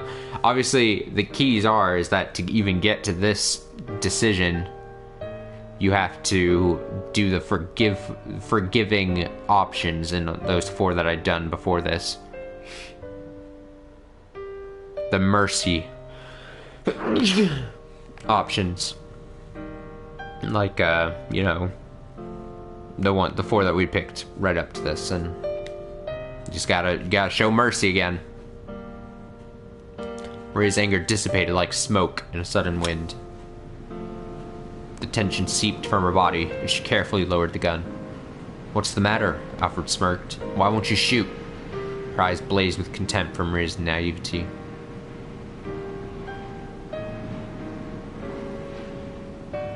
"No. I'm not being naive," Maria told herself. "Do unto others as they have done to you. An eye for an eye, a tooth for a tooth. What does this recurring pattern of retribution really accomplish? It's just an endless cycle of hatred. That's why I'm not going to fight. Because I'm not like Kanan." Tears flooded from her eyes. "I'm not like Kanan, but people who are different can still be friends. And I'm going to honor our friendship by not taking revenge. No matter what happens, I'm not going to hurt anyone," Maria said. "Maybe that's not very realistic, but this is my fight, and I'll fight the way I choose." She wiped away her tears. For the first time, Maria felt that she understood Kanan. If she'd been able to see her just one more time, she would have be able to speak her mind without fear. I think should have been, she would have been able. "I could show Kanan the true me, and maybe then we would be friends for real." But that wasn't going to happen. Not anymore. Maria handed the gun to Tatsuno, then looked up at the nighttime sky.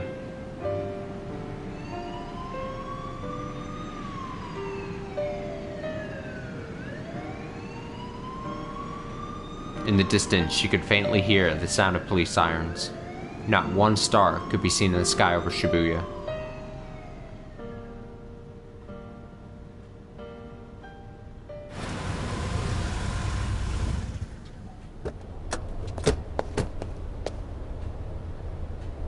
So is that then the difference? Like, if you'll recall the ending that we had gotten previously, is that she was gonna shoot and then, or because she caused like a distraction, then Asawa took like a bullet. I guess in the true ending, he's fine. Black car of foreign make arrived at the laboratory and pulled up to the curb. Stanley's superior, Gordon, emerged from the back. A few of his men followed and promptly placed Alfred in handcuffs. "Well done," Gordon said. Stanley gave him a slight nod. "I'll be taking Alfred back to headquarters. You can finish up there." "Understood, sir." Gordon shoved Alfred into the back seat and slid in alongside her, and the car drove off. "Who was that just now?" Tatsuno asked Stanley. "My boss. Sorry, but we'll be taking Alfred into custody." "You will, huh?" Tatsuno frowned, but decided not to press the point. They'd put up a stop to Alfred's plan, and they had saved Maria's life. That was enough for him. Maybe it even began to atone for what he had done to Tomi. Kano, Suzune, Katone, Tatsuno pictured all of their faces. Perhaps in the end he'd managed to become worthy of their respect. "It's all over," Stanley spoke under his breath, his gaze locked on the car taking Alfred away. The black cloud that hung over his heart had yet to lift, but he knew that today was the day he could finally put revenge aside. No longer would memories of his brother bring only sorrow. "This'll do, won't it, Frank?"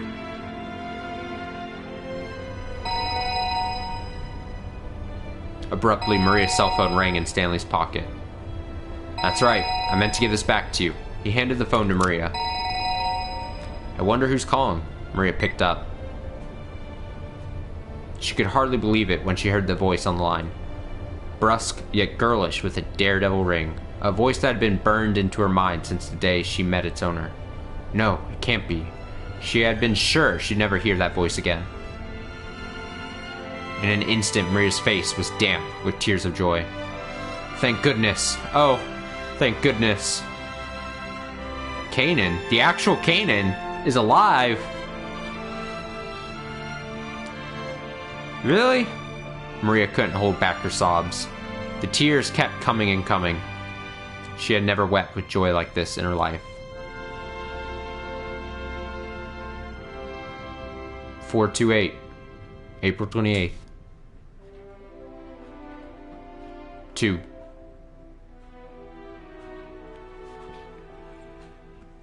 So that's a little bonus scene there. Like, Kanan calls her. Archie held his breath. He could no longer feel the seconds ticking by. I'm just curious what happened tonight. Okay. He could no longer feel the seconds ticking by. The numbers on the display were changing more and more slowly, but still he watched in fear. 02. It was impossible not to fixate on the countdown. 02. 2 seconds. 2 seconds. Kano and Archie continued to stare at the timer. 2 seconds. It had stopped. The timer had actually stopped. We did it! Archie dropped his knees with a cry of triumph. The rest of the Shibuya Scramble burst into cheers. You are one reckless guy, you know that? Kano held his hand out. Archie grinned up at him. That makes 2 of us. The 2 clasped hands firmly, their handshake conveying more than any words could have. Archie! Susumu came rushing over. You did it, man. I knew you could do it. The 2 bumped fists. It weren't just me, Archie said. Could never have done it without you guys' help. Susumu smiled brashly. Hey, Susumu. Take care of SOS for me. You got it. Susumu looked at him squarely in the eye. Archie gave a little nod and the 2 solemnly bumped fists again. Suddenly there was a blinding flash. Archie spun around to see Chiaki standing there, beaming happily, her digital camera ready for another shot. Hey, everyone gather up, Minorukawa called out to Archie and his pals. You guys are the heroes of Shibuya. Photo time, everyone, Chiaki said. Get ready. The young men struck a pose together. Wait, her too? Minorukawa ushered Hitomi over to stand with Archie. Hitomi. Archie flashed her a sheepish grin. It was all thanks to Hitomi that he'd been able to do what he had done. Keeping Shibuya safe, keeping his promise to Suzune, Hitomi had been his inspiration for it all. There were so many things he wanted to say, but he couldn't get the right words out. Archie, Tomi's cheeks were damp with tears. Hey now, young lady, Minorukawa called. No crying now. Come on, show us a smile. He struck a goofy pose beside Chiaki. At last, the smile returned to Tomi's face. It really is the best. Tomi looked up at Archie in confusion. Your smile, he said. It's the best. I don't care what anyone else says. He spoke so earnestly that Hitomi couldn't help but smile even more. Okay, here we go, people. Get your best faces on. At Minorukawa's signal, everyone let out a joyous victory cry. Yeah. Come on, guys, Suzumu shouted. Let's lift Archie up where everyone can see him. The members of SOS let out another roar. Huh? No, you don't gotta do that, guys. Hey, cut it out. But Archie had already been swallowed by the enthusiastic throng. Heave-ho, heave-ho, heave-ho!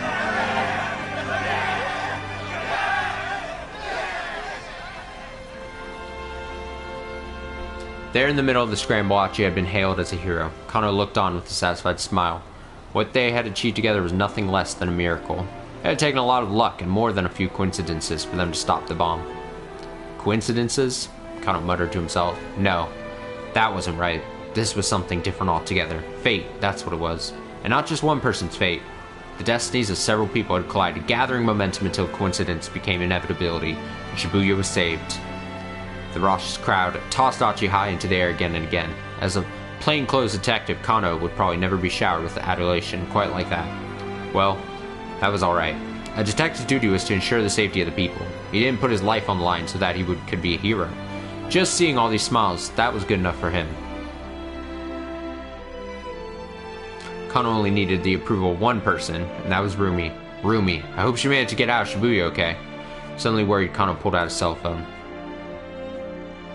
There was a whole bunch of things he wanted to tell her. He couldn't share the whole story, police rules wouldn't allow it, but he wanted to let her know as much as he could. That the kidnapping case had been resolved safely, for instance. That he'd learned about the tortured past of the detective he so admired. That his partner was going to pull through. That he'd managed to finally talk to her father. That he'd put his life on the line to save Shibuya from danger. Rumi would listen quietly to the very end, and then Kano thought he knew just what she'd say. Short and sweet, in that gentle voice of hers. Good job.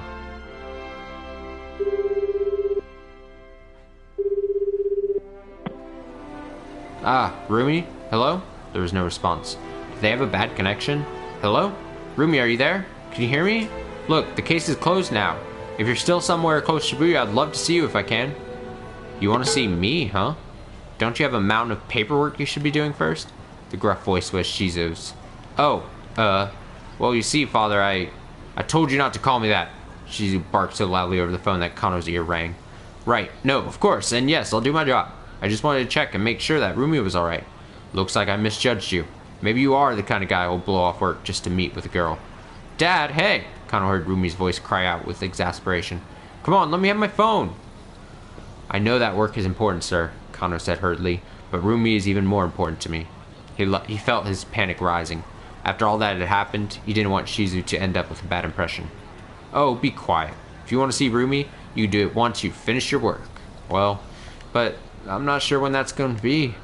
I waited on you today a lot longer than I wanted, so at this point, I don't care how long it takes you. We can wait all night if we have to. Shizu let out a peculiar sigh. And then, you and I can talk again about you marrying my daughter.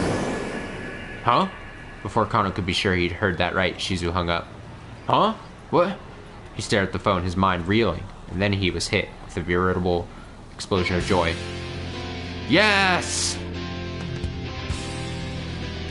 Kano leapt into the air and shouted with delight, his voice echoing through the Shibuya streets.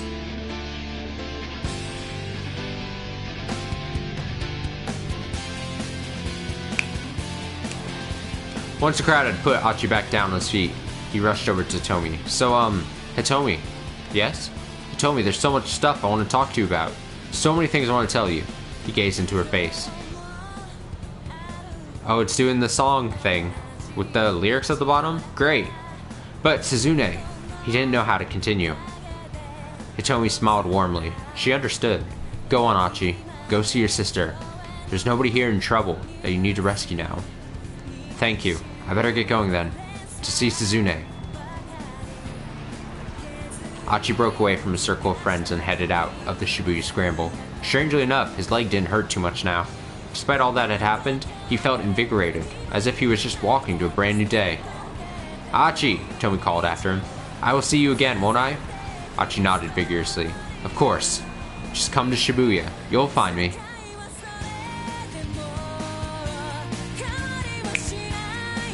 Ayaka Miki again. He'd been born and raised in Shibuya, but after today, he loved the place more than ever.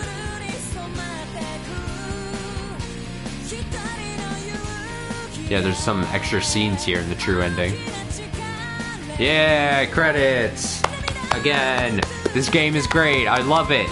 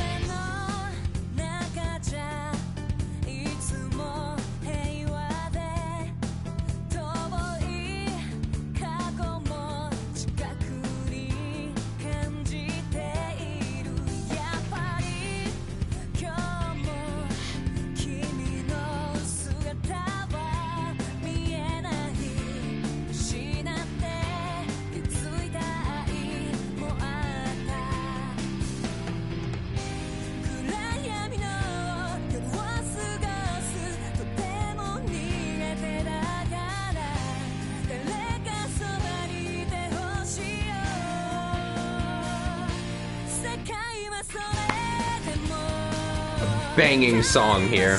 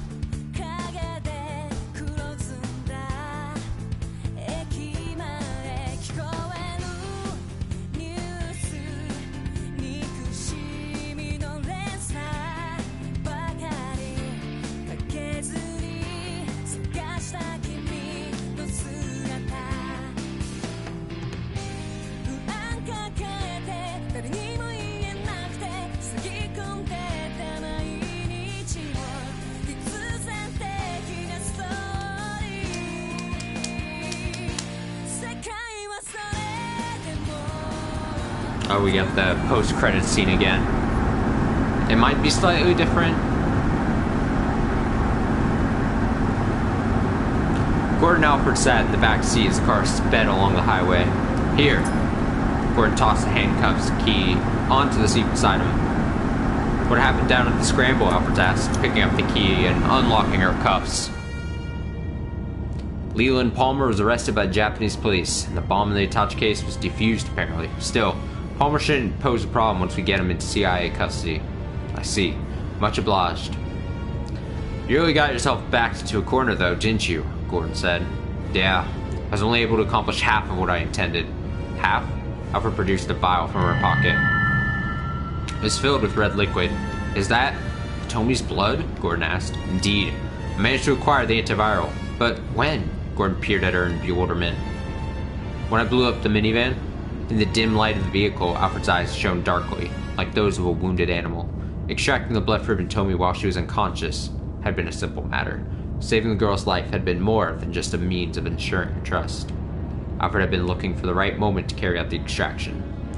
Total secrecy was essential. If it became public knowledge that the drug existed and that some of it had been stolen, the value of the virus would plummet. Our primary objective here was to destroy that research facility. Still, getting our hands on the antiviral is better than nothing. Well done as always, Alfred.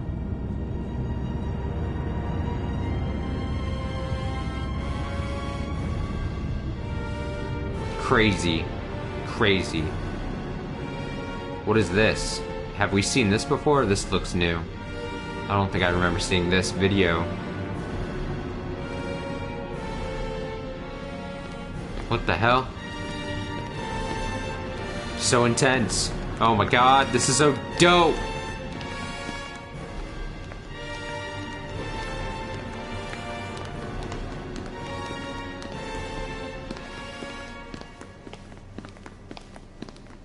Oh my god. Oh, this is so cool.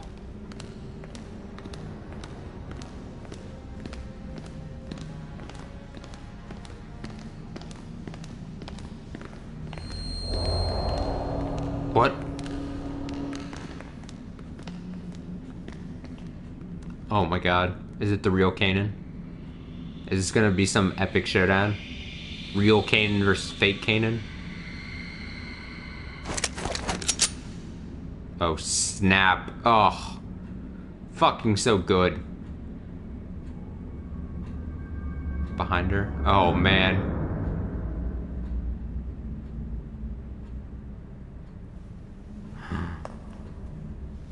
Dope. Dope. Oh, fucking get her, dude. Oh, you got, Alfred.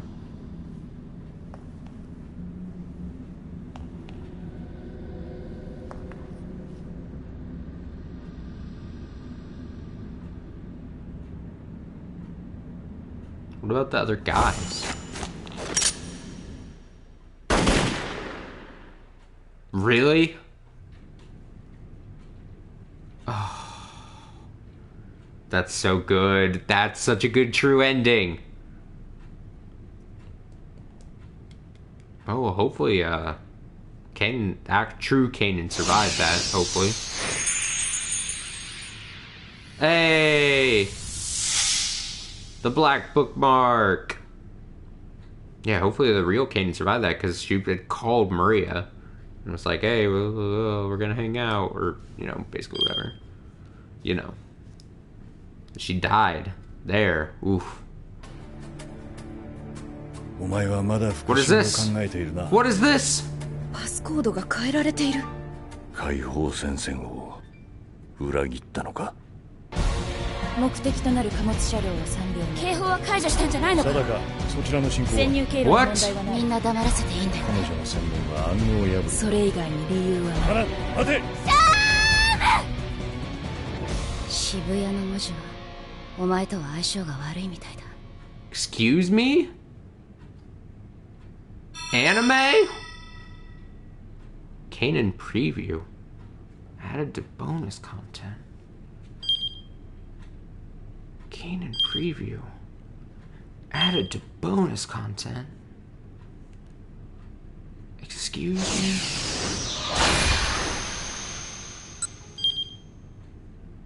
What?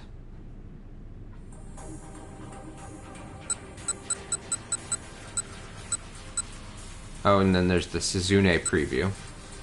That's so cool. Okay, so we know that we saw previously in past streams there's there was the Suzune like storyline that it presented and like whatever. But this is clear now that like this thing that we had seen is like, oh, it's a preview for that. And then this that anime ass thing they made is a preview for the Kanan section, which we could have assumed was going to be Kanan. This thing? Oh. It's like a K-drama? Or J-drama, maybe? Whatever you'd want to call it.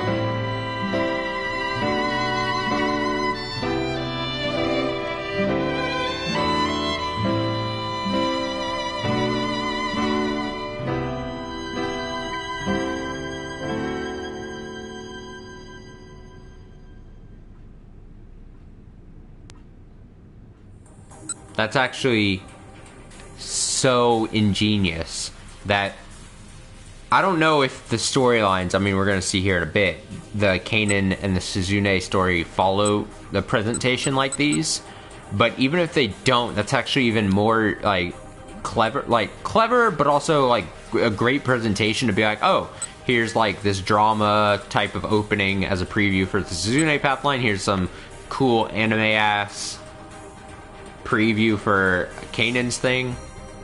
I'm gonna watch the Kanan one more time here.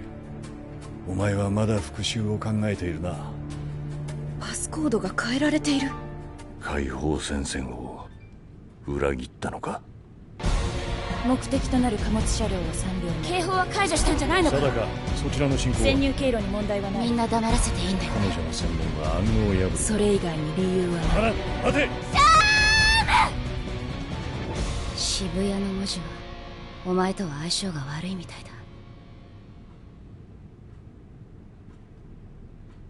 I don't know what the chances are that the game switches to those kinds of forms for these things, but that's really cool. This is very cool. Very, very cool game. Very cool of you. Very cool of you. Oh, look at that final little thumbnail thing there.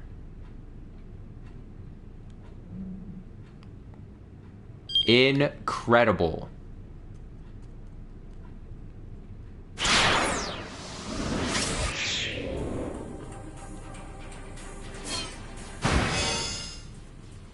Go into the bonus content. Oh my god, it is anime! Oh my... Oh my god, look at it! It's even presented... Oh.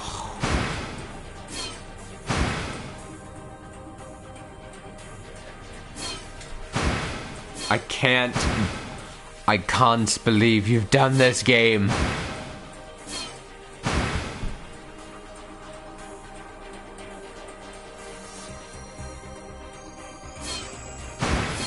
I don't even know who's to start. Oh, also you can see the colors for their thing. Hers is black, because of like black bookmark, white bookmark. Also like what they're wearing. Let's start, we unlocked Suzune's first. This is probably going to be dope as hell. We'll leave it for second. I'm going to go to the bathroom real quick. So things we have left to do then is these two stories, some kind of weird conspiracy things, something called a mean clean ending, and also there's one more side story that we got to try to remember here in Suzune's story here towards the beginning apparently, so we'll look out for that as well. So right as we get into Suzune's story here, we're gonna break it immediately to try to get the last side story. But we'll do all that. Give me a couple of minutes, bathroom break, water, and we'll be right back.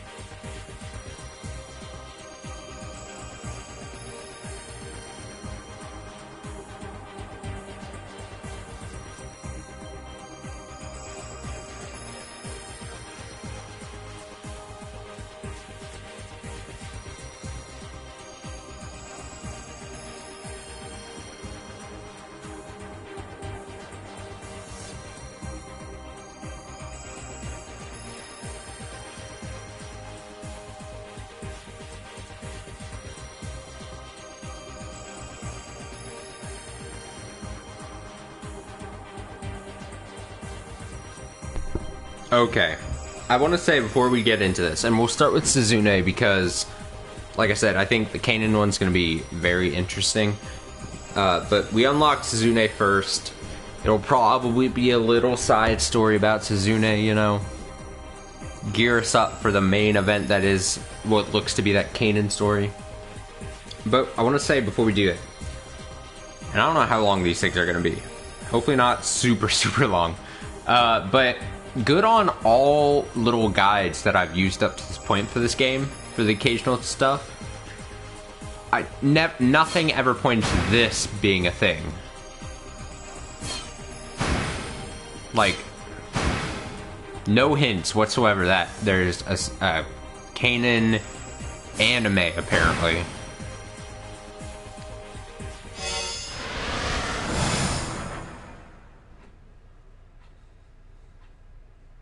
Alright, Suzune.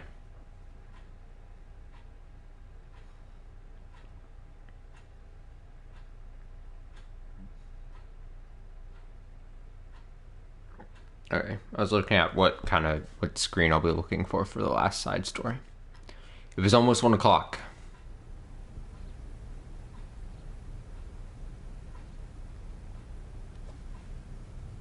Takuya Kazama watched the orderly collect his meal tray, waiting for the door to fully close behind him before slipping out of bed. He dragged the folding chair closer to the window and sat down. Then he meticulously scanned the entire length of the vast central courtyard outside. Oh, I was gonna say, could you click? I was trying to see if you could do a time thing, but that is not the case. From up here on the second floor, he had a great view of the whole open space. The hospital building was shaped like a boxy U, enclosing a promenade that wove its way between the trees, where pajama-clad patients and visitors from their families were enjoying the first day of sunshine to come along in a while. Not yet. She still isn't here.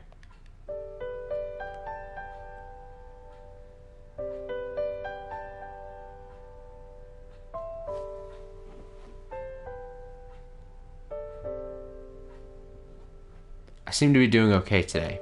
If she does show up in the courtyard, I'll sneak out for a walk myself, and then I'll make sure I go and talk to her. Hey, what's your name? No, I can't just up and ask her like that. I'm trying to make sure I'm not...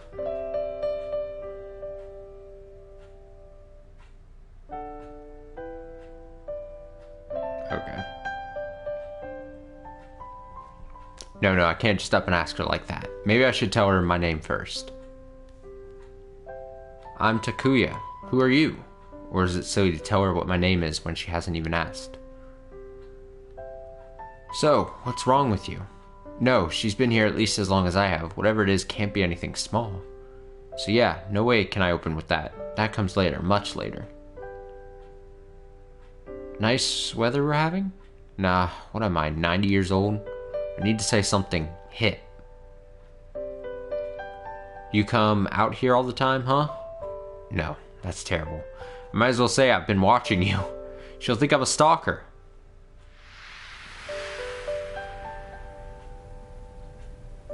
In the midst of his internal debate, Takuya happened to cast his gaze back out into the courtyard, and there she was, standing right under his window. She wore a white cardigan over her pajamas, standing with her head tilted back and her eyes closed, basking in the light of the sun. The angle finally gave him a good look at her face. The wind caught her evenly cropped bangs, blowing them back to expose the delicate curve of her forehead. She looked deeply happy as she stood, breathing, a gentle smile across her face.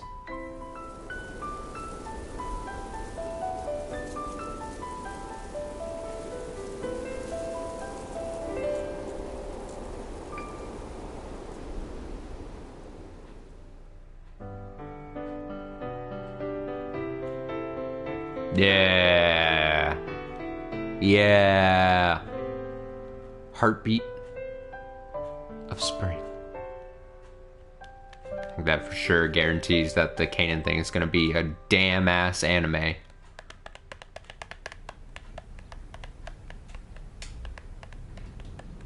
Takuya felt as though she were smiling at him, and it brought a tightness to his chest. He always thought that it would make him impossibly happy, or that angelic smile ever to turn his way, so why did it hurt so much instead?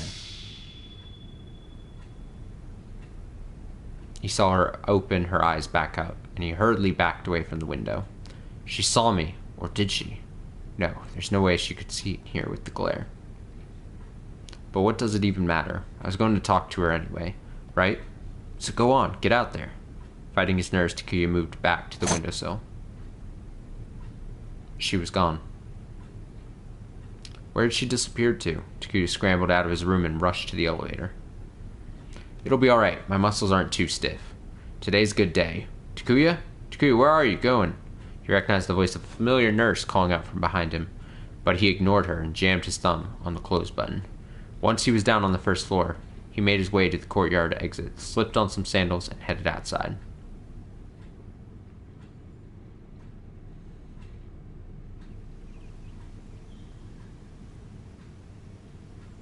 Pretended to be out for a walk as he wandered in search of the girl, but went to the length of the courtyard and back to the spot under his window without finding her. That's odd. Usually she stays out here a lot longer. You look a little pale. Are you alright? Asked the voice. Huh?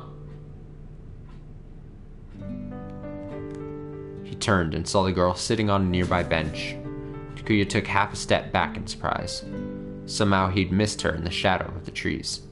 I'm sorry, she said. Did I startle you? No, not really.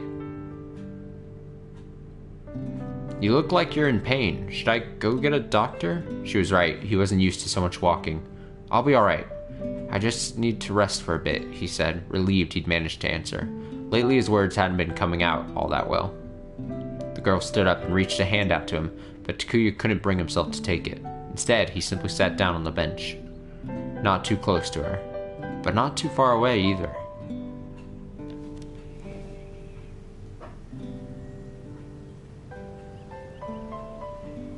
I'm gonna check something real quick. Sorry for all the infrequent.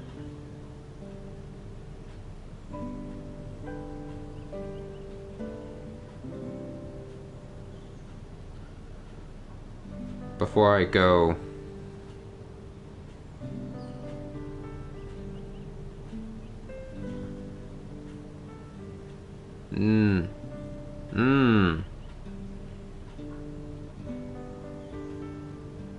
Okay. I was honestly checking to see how long these stories could possibly be. They're not entirely short, I'll say that. So, Buckle in. This is gonna be a late night stream. His heart had suddenly begun pounding, but he couldn't tell if it was because of his exhaustion or because he was so close to her. So, you're the boy from that room up there, right? She pointed to his window on the second floor, and Takuya had to stifle a gasp. A little earlier, we made eye contact, didn't we? Did we? Takuya mumbled, averting his gaze. I was just spacing out. I didn't notice. I've seen you up there from time to time. You look lonely. Are you not able to leave your room much? She didn't notice that I'm always looking at her. Good. Yeah, I get tired really easily. I see. I'm not able to get very much exercise myself, but they told me that when I'm feeling well enough for it, I should get up and walk around a bit so my leg muscles don't get weak. You have a problem with your legs? No, with my heart. And they say the legs are like a second heart. They play an important part in blood circulation, so if my leg muscles get too weak, it's bad for my health. You know how when a racehorse breaks a leg, it winds up dying?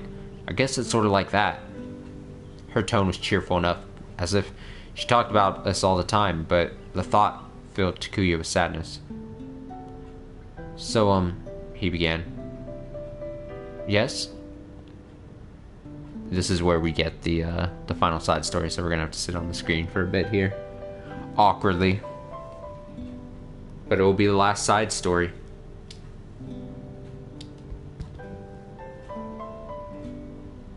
A Kanan anime, dude.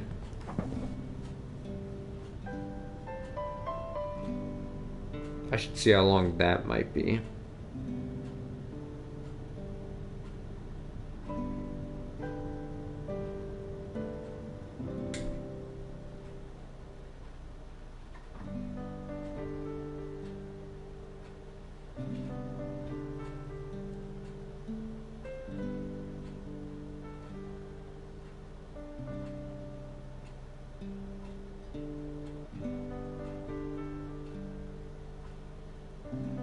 Oh, it's popped up.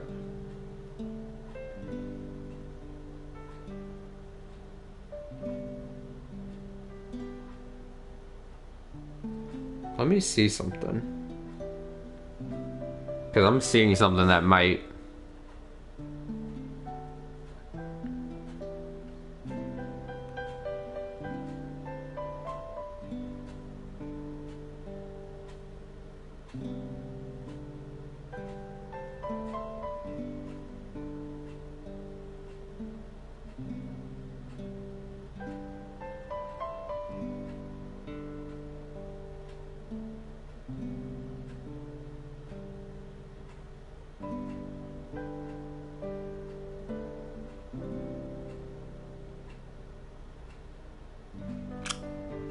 Well, maybe get ready for, it's happening again, where I'm like, oh, it's, you know, gonna be another long stream. Maybe not the actual finale. We'll see. We'll get through this Heartbeat of Spring. And let me tell you something. I did not think that what I see is probably accurate, but we'll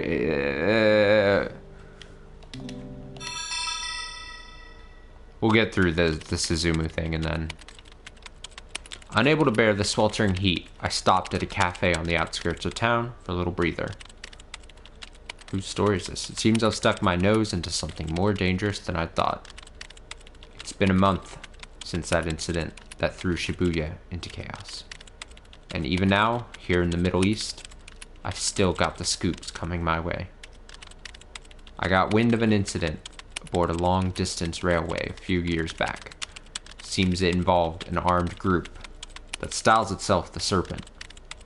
By looking into that, I might finally be able to learn the identity of a certain person of interest.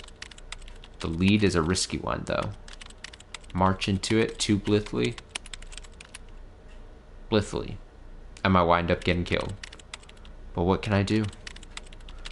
There are people back in Japan counting on me. The exclusive scoop I landed on that attempted bioterror attack caused 4-star general gossip to sell like wildfire. and Heaven Publishing made a spectacular comeback. But even so, Mr. Toyama and Chiaki are still going to need my help. It's Minorikawa. I love it. So what do? Do I play it safe and head back home? No. How could they depend on a man who turned tail and ran when the big scoop was right in front of his nose? And for my own part, my interest in getting to the bottom of this far surpasses my fear for my own safety. Guess I've got to take this as far as I can. Until I can find out who Alfred really is. What's the real person like underneath that veil of mystery? My story isn't over until I have what I need.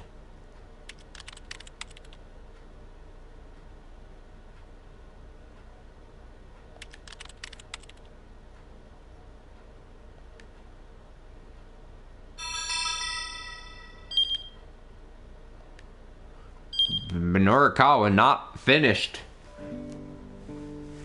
Interesting. Do you mind if I ask your name? Ask you your name? Before I made the claim tonight that this would be the last stream, I should have checked how long those other episodes are. This episode and the fucking other one. What a fool I am. Whatever. Well, I'll get to it once we finish this. Suffice to say, I'm probably not gonna want to stay up till 5 in the morning. Another 5 hours to probably finish the rest of this. Which, you know what that means? We probably got a 1 or 2 more Shibuya Scramble streams. As he fumbled the words out, the girl broke into a beaming smile. That wonderful smile.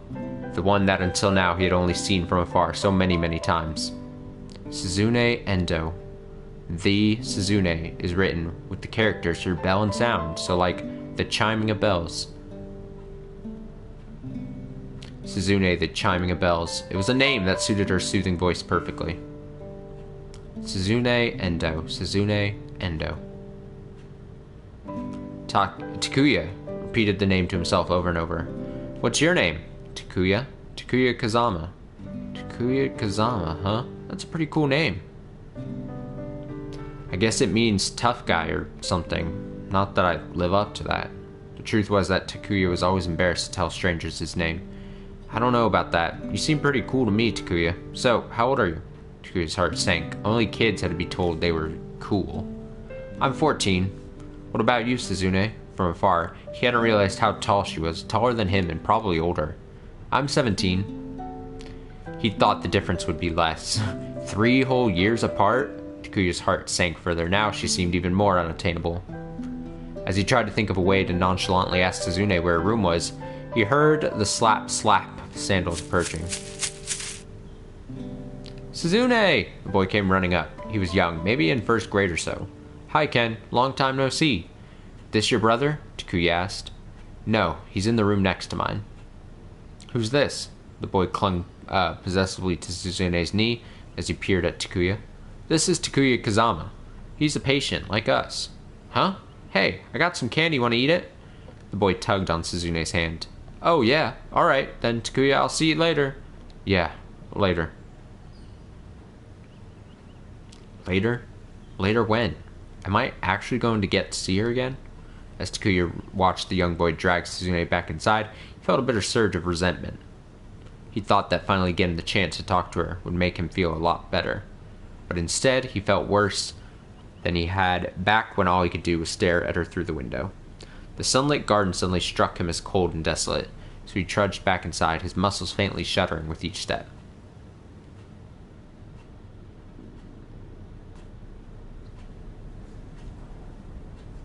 He made his way back toward the elevator to find the head nurse waiting in the corridor, glaring at him. He kept his head down and tried to slip on past her, but she snapped at him as he drew near. What were you talking about with Miss Endo? Huh? Takuya blushed at the idea that she'd been watching them, but he soon realized she was being serious. You shouldn't get too close to that girl. Why not? He asked. She may not look it, but she's seriously ill. Neither of you has the ability to fend off a major infection. We certainly don't want you go catching anything. The nurse looked away as she spoke, rattling off the words. But they let her go outside like that, right? Yes, that's true, but Takuya, why in the world did you go out? Did the doctor tell you to go for a walk? No, but I thought that since I was feeling pretty well and all. You expect me to believe that? You're shaking. Come on, let's go get you back to bed. The nurse ushered Takuya into the elevator and escorted him back to his room. He was actually quite exhausted, so he quietly got back into bed. Nurse? Takuya called out to her as she was leaving. Yes? Suzune? Miss Endo, I mean, she's got a bad heart, doesn't she? Did she tell you that? For whatever reason, the head nurse seemed quite shocked that Suzune had shared this information. Yeah, what is she sick with? It's something very serious. That's why you ought to leave her alone. But she's going to get better, right? Takuya regretted the question the instant he asked it. The nurse's grim expression was answer enough. A sweet and cheerful girl like that had an incurable illness? For a while, Takuya couldn't even believe it. After the nurse had left, he stared at the closed door in a daze.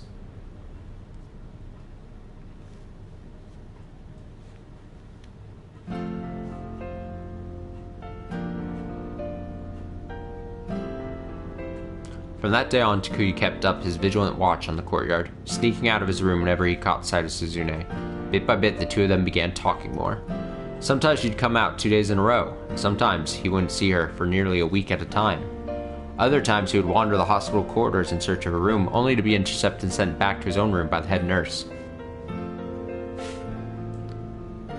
Suzune was quite popular, most especially the old men, old women, and young children at the hospital all seemed devoted to her, their faces lighting up whenever she was around. She was kind enough to listen to all their grumbling or trifling conversations. Takuya was equal parts impressed and baffled by her ability to relate to them. I could never put up with that sort of thing. More than anything, though, her popularity was frustrating. He would have had much more time alone with her if all these people weren't always around. He felt like he was the last in a long line of supplicants waiting for her to grace him with a few moments of her time. But after she learned about Takuya's condition, perhaps out of some strange form of camaraderie, Suzune seemed to develop more of an interest in him. Wilson's disease, also known as hepatolenticular degeneration, a congenital abnormality of the liver cells in which the cell's ability to eliminate excess copper from the body is impaired, leading to copper accumulation in the liver, basal ganglia, corneas, and kidneys. The disease can cause difficulties with movement and neurological problems, and often leads to further complications such as acute hepatitis and cirrhosis of the liver. I've never heard of it. Is it serious? Suzune's concern seemed entirely genuine. For a brief moment, Takuya was almost happy about his rare and grave condition. But he couldn't say that, of course, and so he just nodded. Yeah, if you look, you can see that my eyes have turned kind of brown. Takuya pointed at one of his eyes to indicate the pale brown ring in his cornea. Abnormal buildup of copper can cause brownish rings to appear along the edge of the cornea. These are known as Kaiser-Fleischer rings. It's something you're born with, where copper builds up inside your body. I'd get really tired super easily, and when the doctors checked me out, it turned out I had hepatitis caused by Wilson's disease. My liver was already seriously damaged, and the only thing that'll fix it is a transplant. That's why I'm in here. But finding a compatible donor has been hard. I guess we're in the same boat. You need a transplant too, Suzune? Yeah. I'm still waiting. I have what's called dilated cardiomyopathy, a condition where a structural change in heart muscle cells causes the ventricle walls to become thin and distended. This decreases heart function, and as the condition progresses, it can lead to heart failure, arrhythmia, and other issues. Victims of the disease have a high probability of sudden death at a young age. At present, a heart transplant is the only cure for the disease. They've tried other forms of treatment, like limiting food and water intake for long periods, putting in an implanted defibrillator, and other things, but it looks like a transplant is the only real solution. It's a device implanted within the body that delivers an electrical shock to a heart that has gone into cardiac arrest due to arrhythmia caused by ventricular fibrillation or ventricular tachycardia. Sure. These implants are an effective defense against cardiac arrest, but when triggered, they can also cause intense pain in some patients due to the electrical energy involved. Dilated cardiomyopathy. Defibrillator. What are those? Takuya didn't understand all the vocabulary, but it sounded like her condition was even worse than his own. But the biggest problem, Suzune continued, is that there just aren't a lot of heart donors in Japan. And moreover... Abruptly, she fell silent. A look of loneliness crossed her face, then she turned back to Takuya with a reassuring smile. You'll find a match soon, Takuya. Everything will be fine. And you'll find one too, Suzune, isn't that right? Takuya felt like something was caught in his throat. It was hard to get the words out. Yeah, if I'm really lucky, Suzune hesitated before continuing. But even then, I doubt I'll be able to get the surgery. Her tone was so matter-of-fact. Why not? Takuya asked. My family doesn't have much money, so we can't afford to get surgery overseas. But it's alright. I don't really like the idea of being saved by getting some poor brain-dead person's heart. I mean, that's what it's come down to, you know? Unless someone else dies, I can't be saved. If I had to think of some family out there grieving over their loss, I wouldn't be able to be happy, even if it did mean I got better. Takuya had never thought about that. Just imagining part of some stranger's body part getting inside his own was more than scary enough. Still, if you had to choose between that and death, well, it wasn't even a contest. But if you don't get a transplant, then everybody dies. That's just how it is. For some of us, it just happens earlier than for others.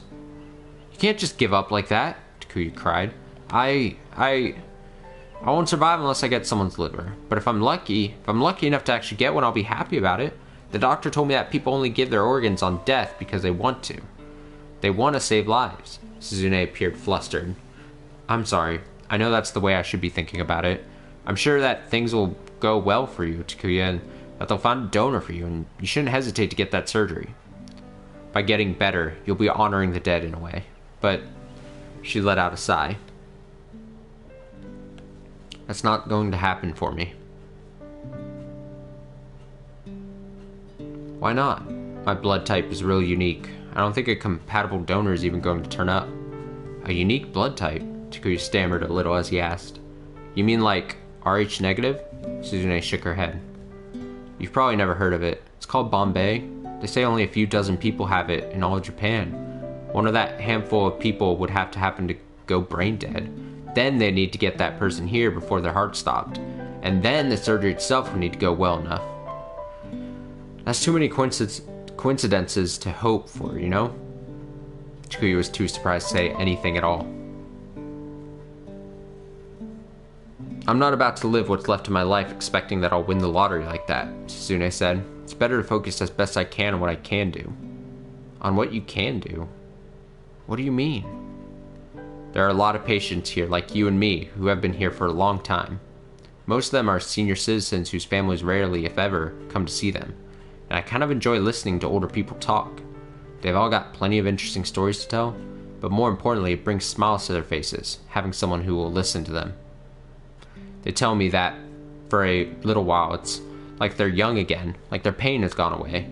And seeing them smile, it makes me happy too. I want to make friends with as many people as possible, to learn about as many people as I can. I don't have time to wallow in my own misfortune.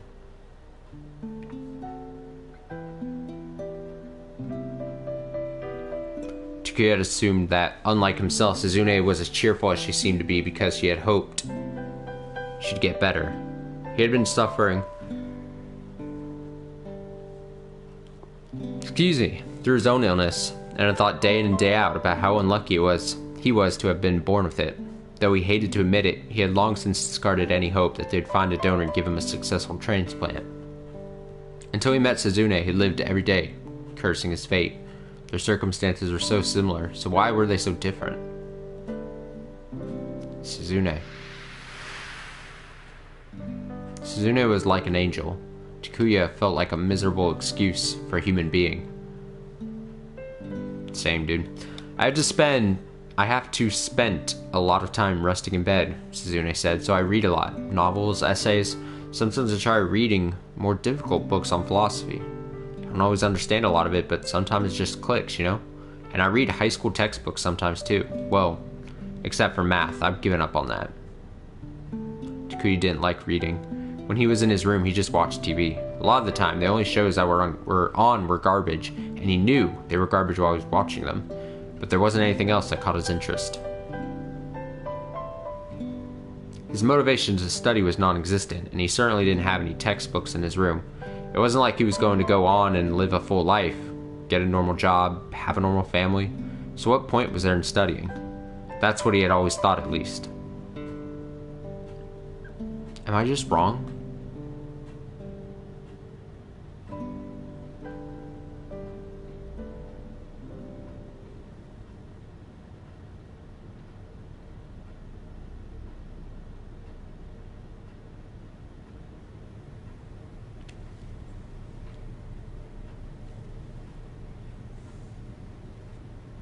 Halfway through her dinner, Suzune found that she'd lost her appetite. Her mood was bleak. Why did I get so high and mighty with Takuya like that? All I ever do is pretend to be the person I wish I was. In reality, all I do is worry about just when this heart of mine is going to stop. I know it's normal to be afraid of dying. I practice smiling for my father and my brother. I don't want them to see my fear. I was happy and a little bit shocked when I realized that my fake smiles actually worked. My smiles might have been forced, but the ones I got from those old men and old women and all the little kids, those were real. Oh, hey, Suzune. Hello, young lady. Everyone's always so happy to see me.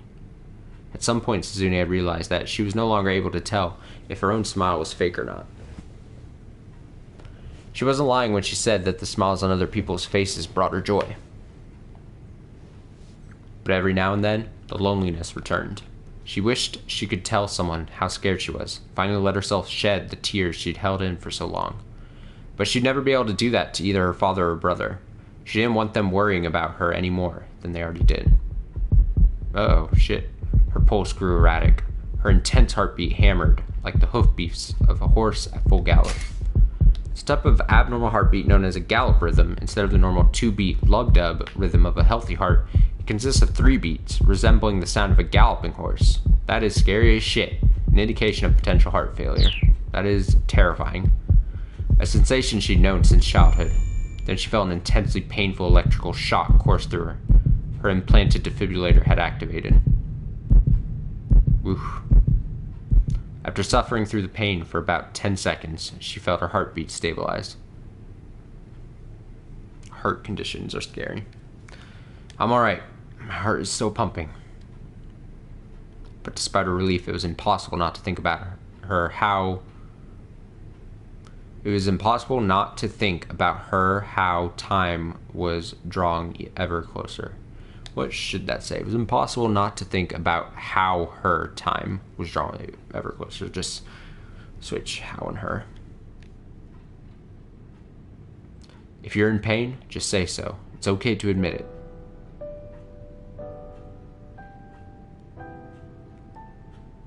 With a start, Suzune looked up and saw a nurse in her doorway. She hadn't even noticed the door opening. Was it time to have her temperature taken again? She hurriedly put on a mask of a smile. Oh, no, I'm okay. It's all calmed down now. Your illness isn't the problem. Hiding it is. If you need a little comfort, just ask. Suzune was at a loss for words. It was dark outside, and with the lights in her room turned off, she couldn't get a good look at the nurse's face. The woman was tall and slender, and had a rather nice build. Was there a nurse like that on staff in this ward? She couldn't remember. What are you talking about? Suzune felt her smile warp as she struggled to conceal a sudden upwelling of sorrow. You're facing your condition like an adult, but from your father's perspective, you're still his little girl. It's completely natural for your family to worry about you. This person knows who I am? I'm not sure how, but she knows everything. Suzune let her mask fall. She looked down at her hands, balled tightly into fists, and she let the tears come. I want to be a strong person, but I can't do it. Everyone tells me what a strong and cheerful girl I am, but it's all a lie. The words spilled out from her emotions came rushing to the surface. I'm afraid of dying. I'm afraid of getting surgery. I'm even afraid to go on living. What scares me more than anything is when night comes. I'm afraid every time I go to sleep that I might not wake up again. I thought that if I kept pretending I wasn't scared, that eventually I'd be able to fool myself. But that didn't happen. I'm the only one I can't fool. I think you're plenty strong. Huh? Everyone's afraid of death. That's why they try their hardest to look away from it. Why they try to forget during the day-to-day that it's coming. But you face it every day. Face it head on. You're a stronger girl than you think. Everyone else probably underestimates your strength. The nurse's voice was smooth and soft. Her words flowed over Suzune, washing away her darker emotions. That's why you shouldn't push yourself so hard. If you keep trying to face all your fears by yourself, then one day you might break. It's okay to let it out every now and then.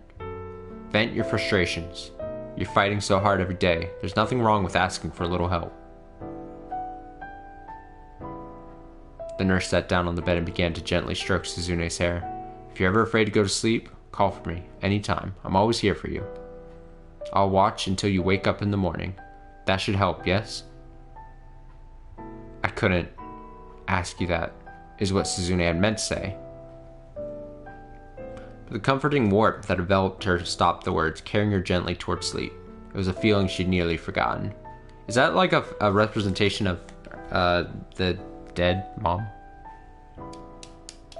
A Mrs. Endo? It was a feeling she'd nearly forgotten, like something from very long ago. But from when exactly?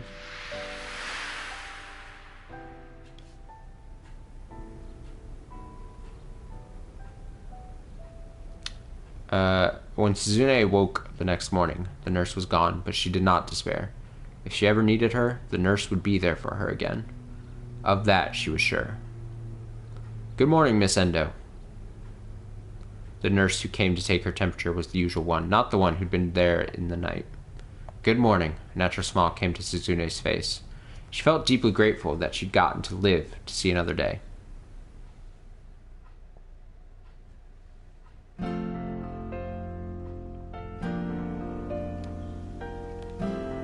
The weather was nice, so after lunch Suzune headed out into the courtyard. More than anyone else, she hoped to run into Takuya. She understood his outlook on the world the moment she learned of his condition.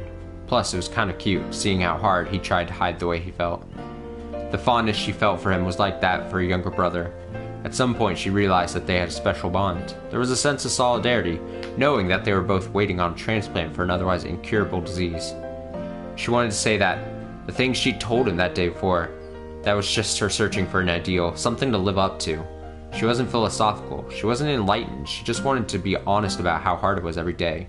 Surely he would understand. But Suzune didn't see Takuya in the courtyard that afternoon.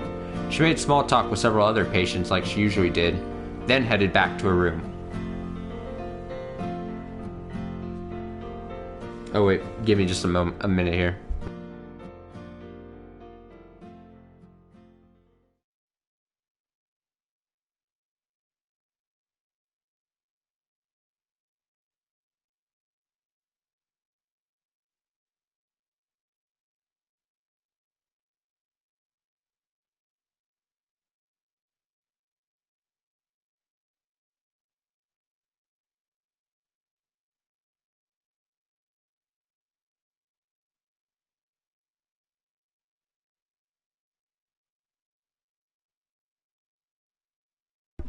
Okay, sorry for that. Something was coming through that I had to take care of. Okay, Takuya didn't turn up the next day either, nor the day after that. She would look up at his window from the courtyard, but she never saw him. Where was he? Had his condition taken a turn for the worse? Was he no longer well enough to go outside? Suzune had never been to the second floor where his room was, but she knew the first floor well enough that she could guess the layout well enough to avoid getting lost. With that in mind, she decided to pay Takuya a visit. She went up to the second floor, walking slowly as she eyed the nameplates for the rooms along the courtyard side. There, right about where she expected it to be, she found it. Takuya Kazama.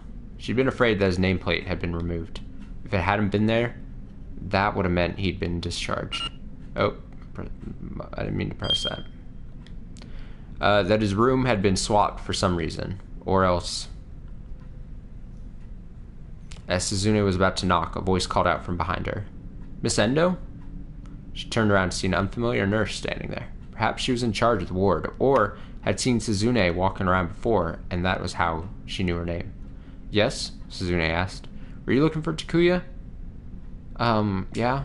I hadn't seen him in a while, so I was wondering. I'm sorry. Takuya wants to get out more than he does, but honestly, he's not in any shape to be moving around much. We're worried about about infection as well, so we've limited his visitors. You probably shouldn't be wandering this far by yourself. The nurse pointedly pulled the sliding door to Takuya's room closed. If I could just see him real quick? No, the nurse snapped, then hurriedly cleared her throat, spoke more softly. Man, this nurse kind of sucks. You don't want his condition to get worse, would you? Suzune saw that she'd have to back down. She returned obediently to her own ward.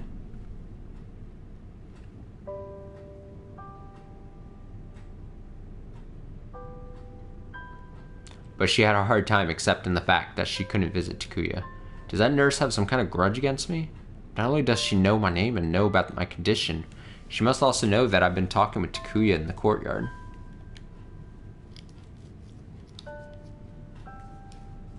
Does she think I'm the reason his condition has gotten worse? Suzune knew that his health wasn't as good as he might have claimed, and she felt a little guilty that she hadn't been as considerate as she perhaps should have.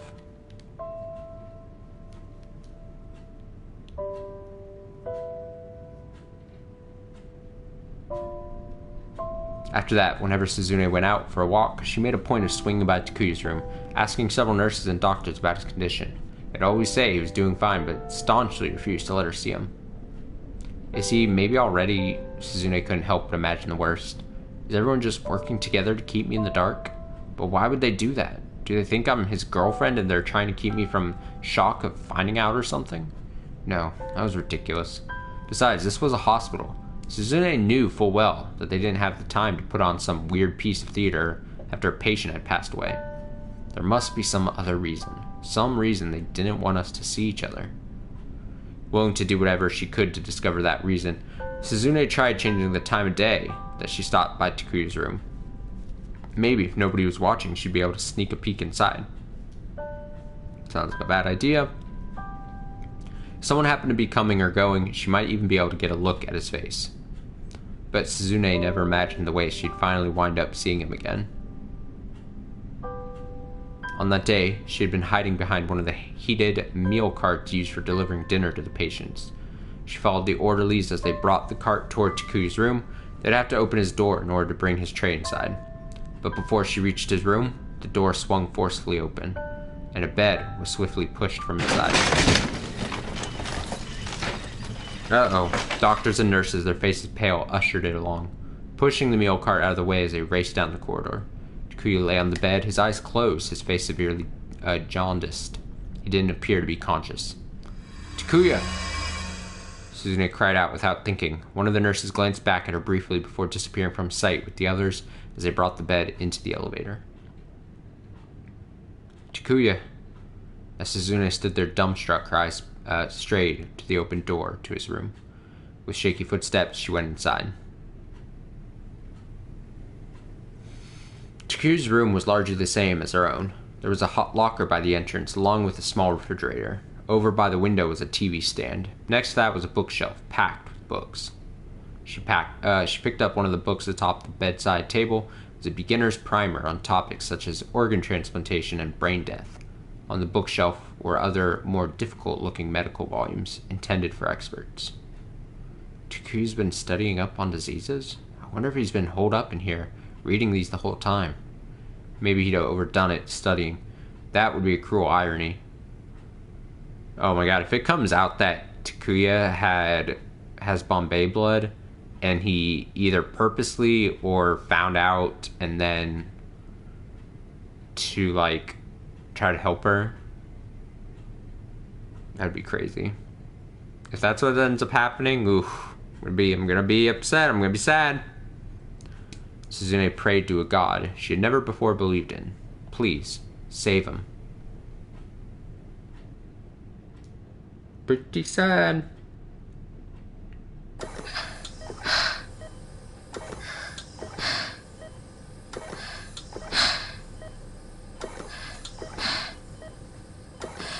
Takuya blearily opened his eyes. This wasn't his room. An artificial respirator was fitted over his nose and mouth, and several tubes ran between his body and a hemofiltration machine. Vinyl curtains enclosed the area around his bed. This machine that regulates electrolytes and removes waste products from the blood in lieu of kidneys, used to assist patients with decreased kidney function. Purifying the blood too quickly can, however, result in a collapse of the body's electrolyte balance, leading to headaches or muscle spasms. He was in an ICU, intensive care unit, clinical facility that allows for focused, around-the-clock treatment and monitoring for patients with severe and life-threatening illnesses or injuries. Also used for patients whose conditions might potentially become critical, or for patients requiring an extreme degree of care following surgery. Several people bustled frantically about. The last thing Takuya remembered was being in his room. Was that minutes ago, or has it been days? Excuse me. Could someone... Takuya paused. His voice didn't even sound like his own. Doctor, he's regained consciousness, a nurse announced. At that, the face of his attending physician, Dr. Saikai, suddenly came into view. He was wearing an operating mask. Takuya? The doctor said. Please, hang in there.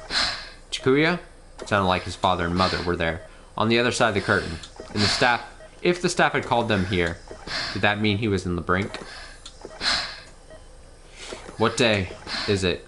What was that? The respirator was making Takuya's voice hard to understand. He struggled to form the words. Today. What day is it? It's April 5th. April 5th? There were still over 3 weeks to go until his 14th. There were still over 3 weeks to go until his 15th birthday. If it's April 5th, that's 4/5. Is this going to be another 4/28, April 28th? That would be a little over 3 weeks. It's his birthday, April 28th. Shibuya Scramble.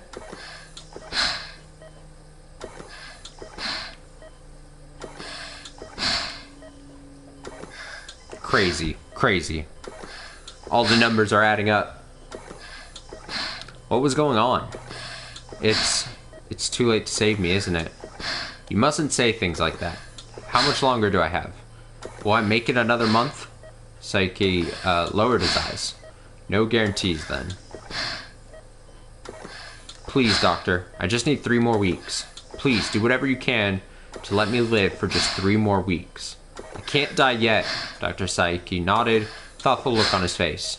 Is there something you can do? Please. I don't want to die yet. I haven't done anything yet. Please, just a little more time. There's a life-prolonging procedure, highly experimental. However, I don't care about the risks. I just don't want to die yet. Damn, a 14-year-old saying all that. There's something called an artificial liver system. Clinical trials have only just been concluded in Japan. Although a liver dialysis machine can be thought of as a sort of artificial liver, an actual liver carries out much more complicated metabolic reactions that dialysis cannot completely replace. For this reason, biohybrid liver replacements combining mechanical functions with active live liver cells from pigs are currently under research, with clinical tests have been conducted in the United States. The hope is that these bio-artificial devices will someday be able to keep those with failed livers alive until the necessary transplants are available. It's a device that uses cells harvested from pigs. If things go well, rather than just 3 weeks, it might be possible to keep you alive until a donor turns up. The mention of pig cells was startling, but right now was no time to be squeamish. Please, doctor, if there's even the slightest chance, it's worth it.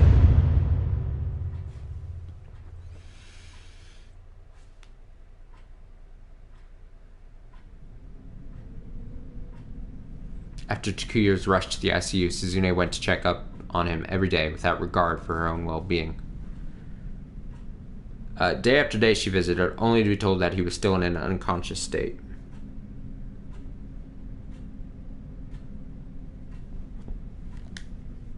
Three weeks went by without a change. Then, one morning, while passing by the kitchenette on her way to the ICU, Suzune overheard some nurses talking.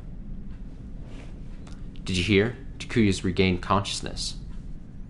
For better or for worse. Poor kid. He He keeps saying that he doesn't want to die yet, that he wants to live. He's only, what, 14? The young nurse's voice was tearful. Suzune felt a new kind of pain in her chest. He's running out of time for a transplant. And with that rare blood type... Oh my god! Rare blood type? Suzune stopped in her tracks, then rushed back to the kitchenette.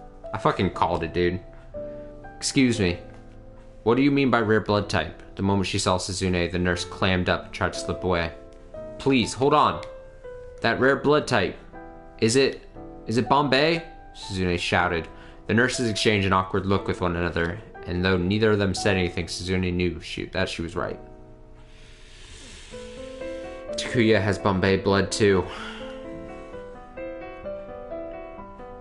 This was a hospital with high-end facilities that drew patients with incurable diseases from all over the country, so maybe it wasn't such a remarkable coincidence.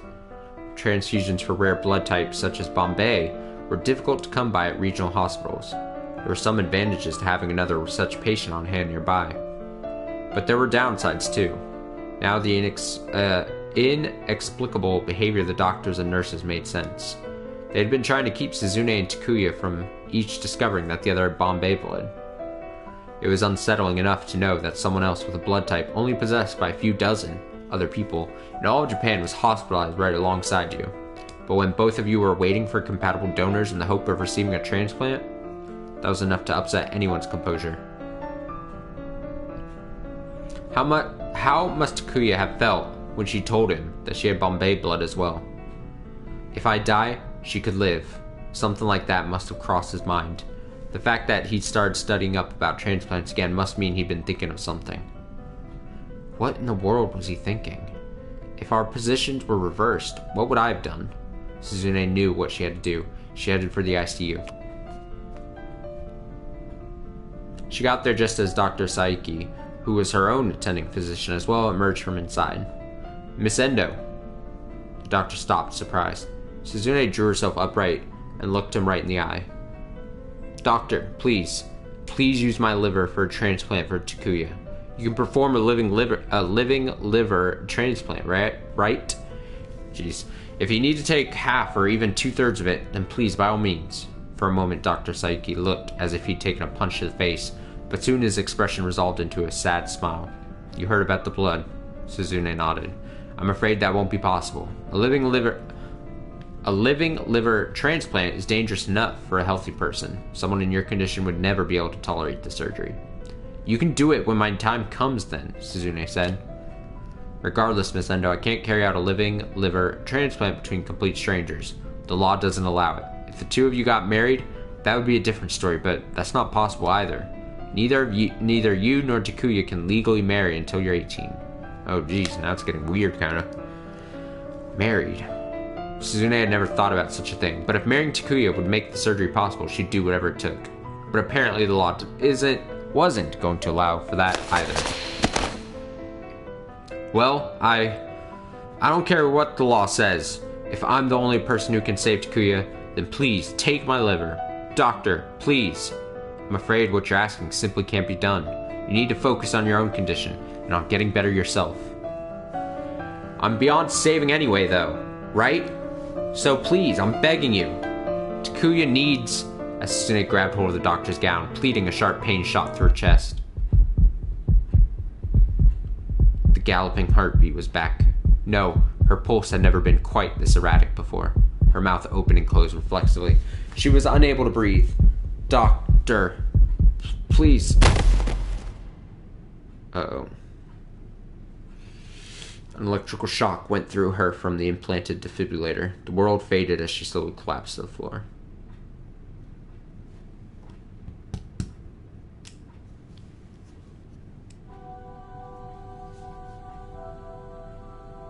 Suzune had a long, long dream.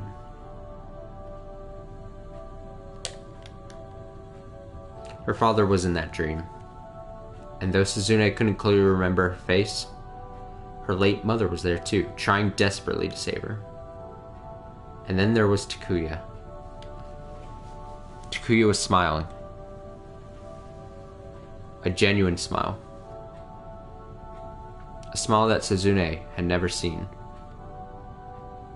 Takuya's mouth was moving,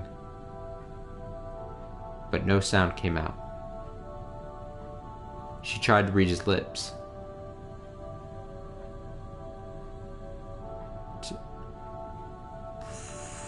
Thank you. Thank you? Wait, what do you mean?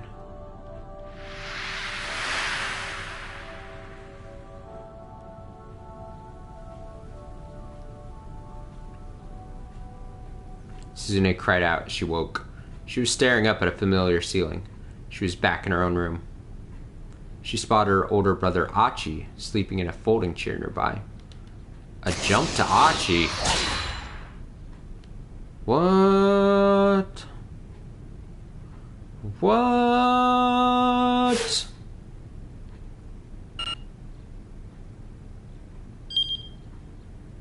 A jump to Achi.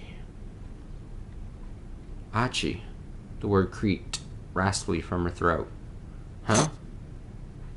Suzune? You awake? Her brother rose from the chair, then excitedly scampered out of the room.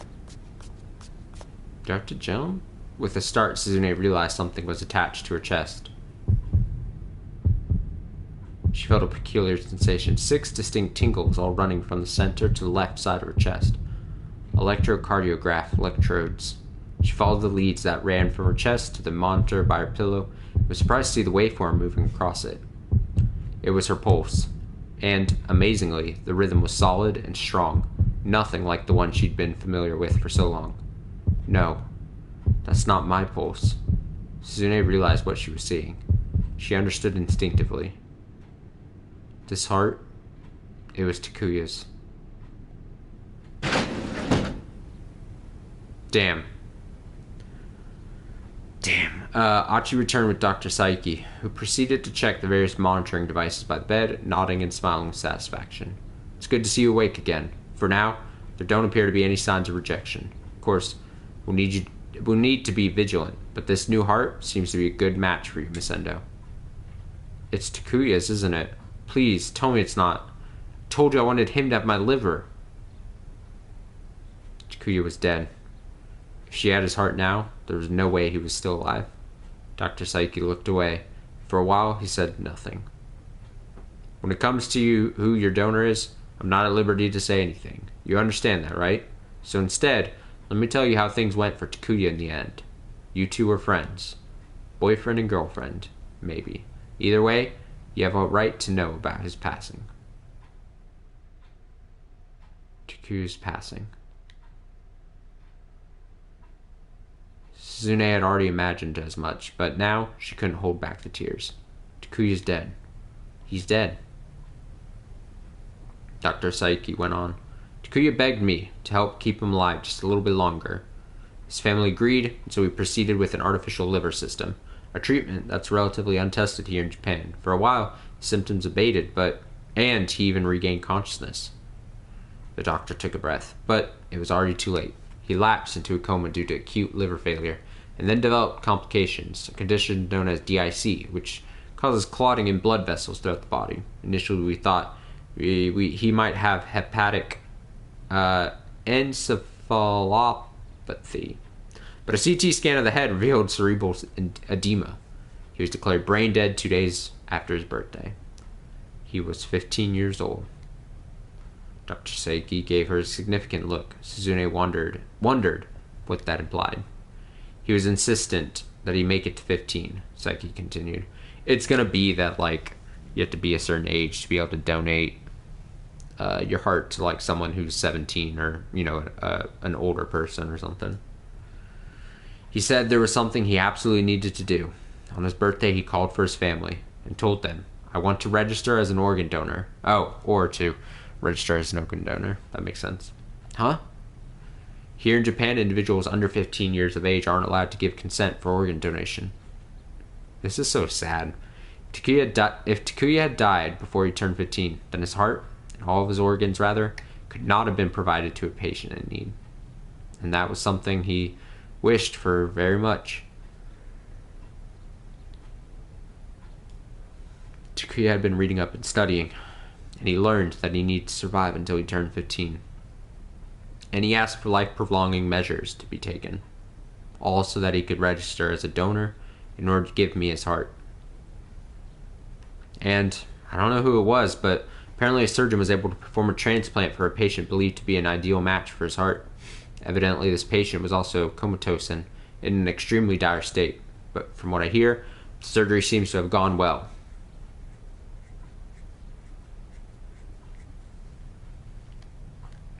Of course, I do not know the identity of the patient either. Bullshit. Suzune strained to move her right hand, settling atop her chest. Underneath the layers of the bandages, she could feel a heartbeat, steady and strong.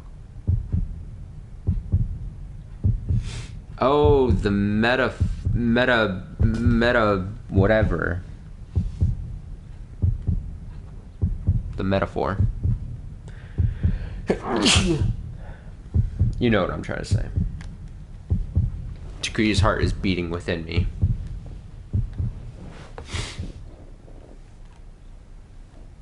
He left a letter for you. I haven't looked at what's inside, so I'm not sure what it says. Dr. Seiki set a white envelope down on the bedside table and left the room. Don't read it, it's too sad.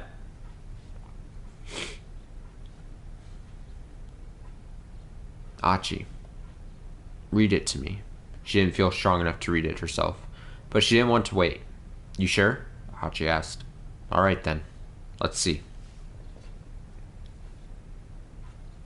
Achi opened the envelope, slid the letter out, and began to read.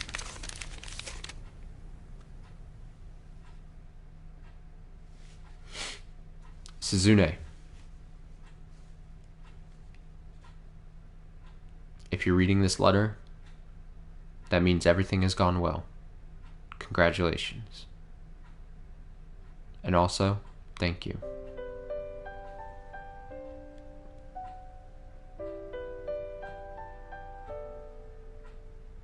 Ever since I became sick? No, even before then, I hadn't known what it was like to be happy. I hated the world. I went through my whole life just thinking about how pointless my existence was. An excuse for a human being, with no reason to live. What did it matter if I was here or not? I hated that I was going to die so young, but at the same time, it seemed pointless to try to live any longer. And then I met you.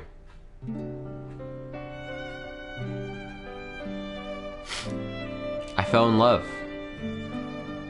With you. I love you, Suzune. With all of my heart.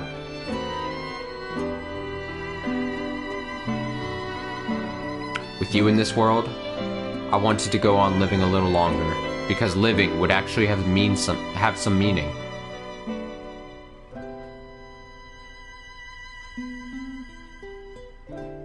When I found out that we had the same blood, I was shocked.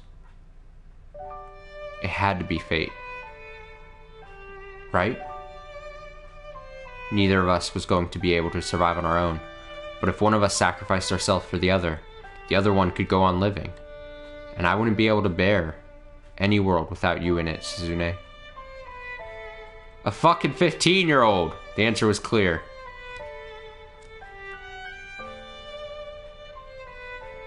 I want you to have my heart, Suzune. That's the best possible thing for the both of us. You're probably a little sad, knowing that I'm gone now. I'll be happy if that's the case. But will you please be happy for me, now that my heart is inside you? That would make me even happier. Happier than anything. Thank you so much for taking my heart. It'll beat for you as hard as it can. I hope.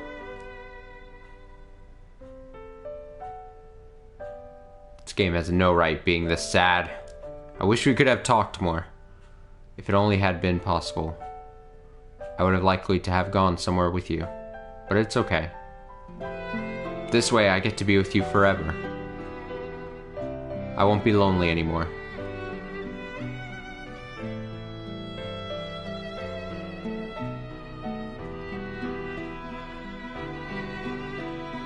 Goodbye.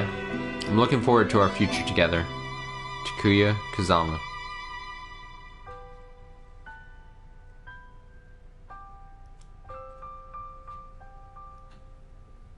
Damn. Achi's voice grew gradually more hoarse as he read. By the end, he was struggling not to weep. Damn it. Did it really have to be like this? Suzune was more astounded than she was sad. Of course, she was upset that Takuya had died. She was glad that she was going to live, but above all, she was amazed by the fact that Takuya had cared for her as much as he had. That he fought so hard to prolong his own life just to save hers. That moved her more deeply than anything she'd ever known. Maybe a young crush couldn't be called real love, but that didn't make it any less pure.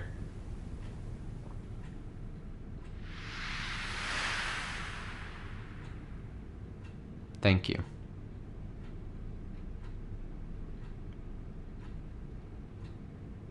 Goodbye. I'm looking forward to our future together.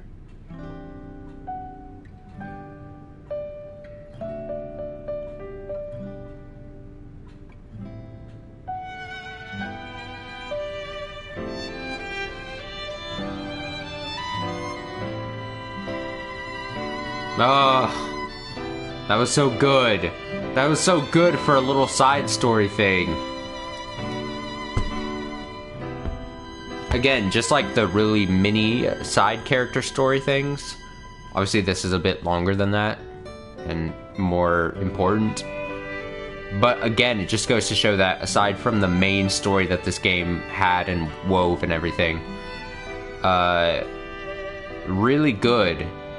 Like that writer, Tekamaru Abiko, like each little story, every story in this game has different like narrative direction and is just great. Just great.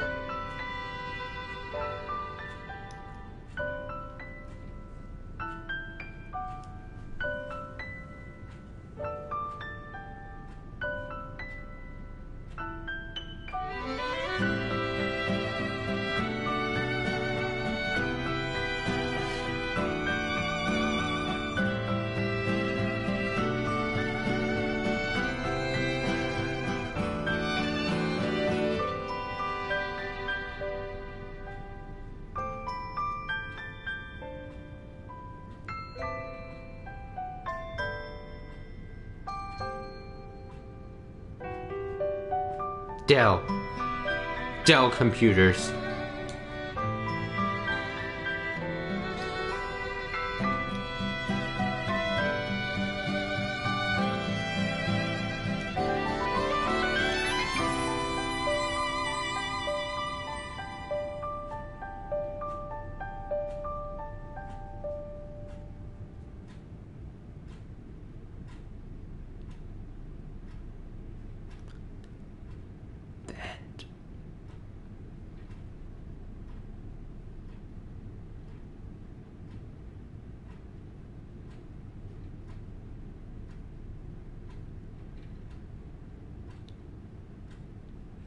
I'm really curious what would happen if you had jumped at that point where you could jump with Achi. You know?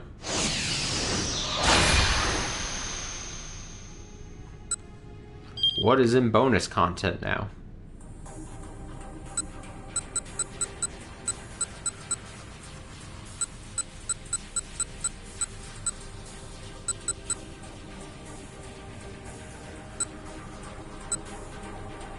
What is this?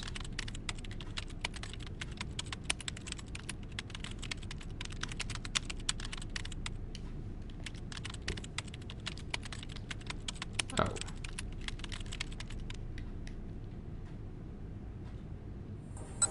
Yeah, we've I was like, I guess that was just the new thing. I guess technically that's the new thing.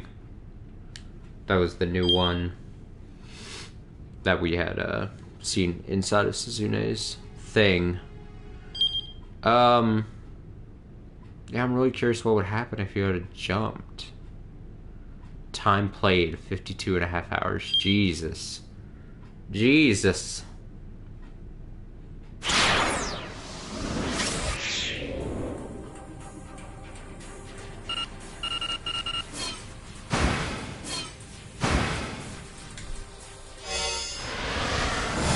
So what happens if I go into it? No. Back.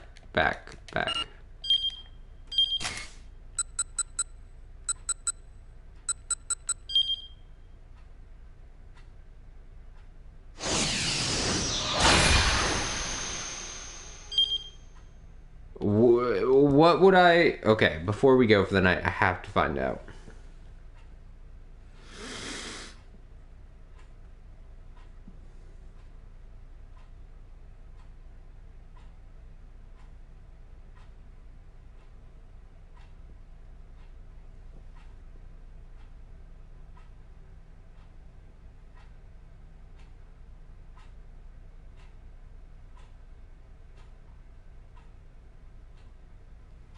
I'm gonna check something. String.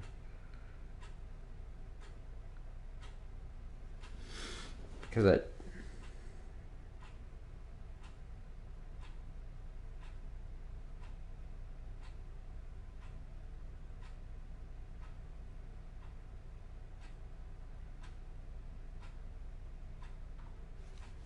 Trying to see.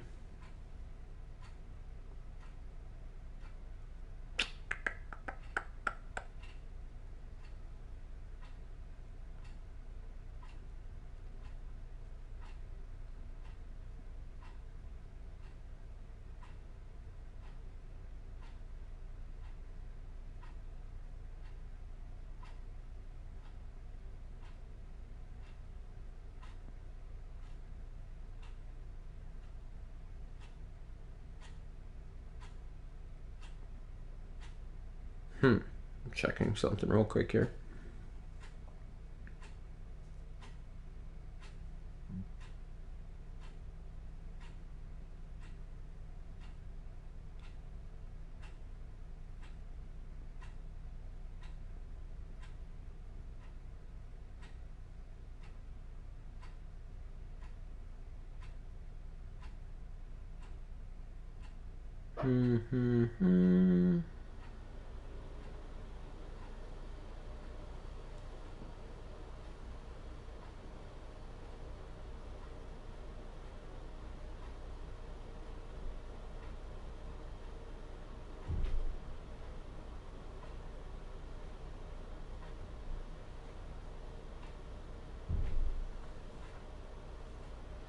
This isn't giving me the answer I want.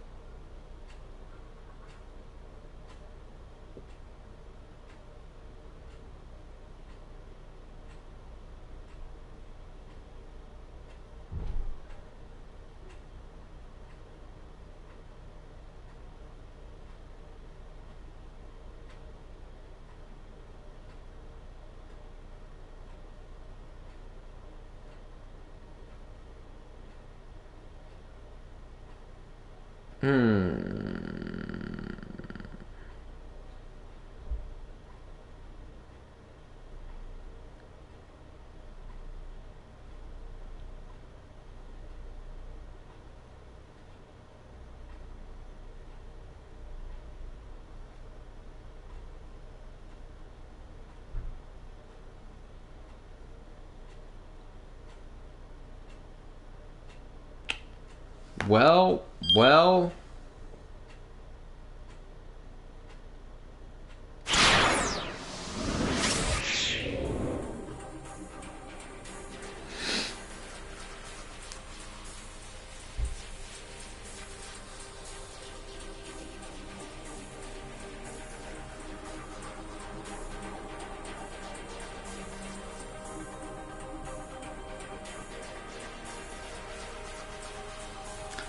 Well, now I'm just like...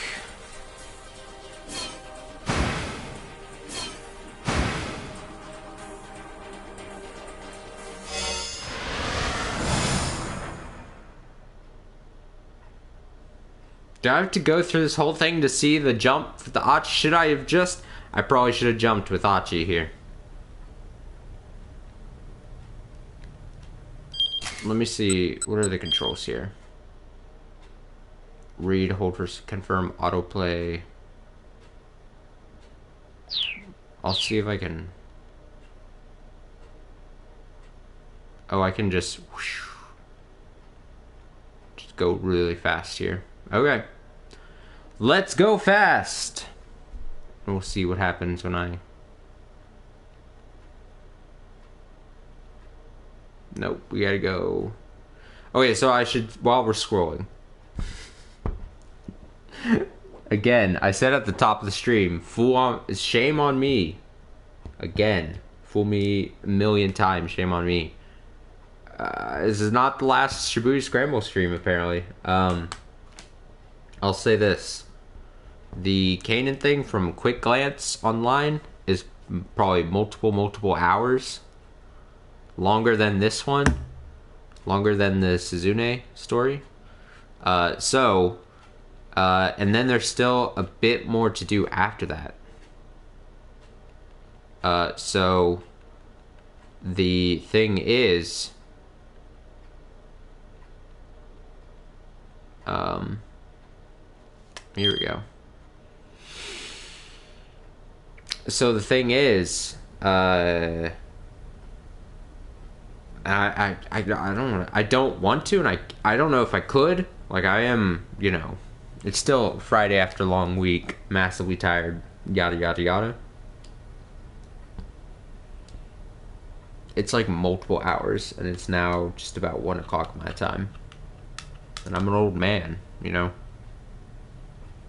So, this has to be at least 1 more stream.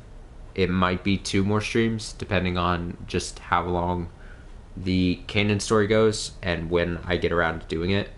The thing is, originally tomorrow I had planned on doing 2 streams, one earlier in the day and then 1 night stream probably. But maybe, this is a big maybe, if I wake up really early tomorrow morning, and instead of doing 2 Last of Us Part 2 streams like I originally planned, maybe if I wake up early enough and we start early, I'll do the earlier stream of the day, which might be really morning, like early morning, depending on when I wake up and everything. Maybe we'll do the Kanan's thing, and then we'll just do that for several hours, and maybe tomorrow's first stream of the day will be the rest of what I'm deeming as like the finale to this game.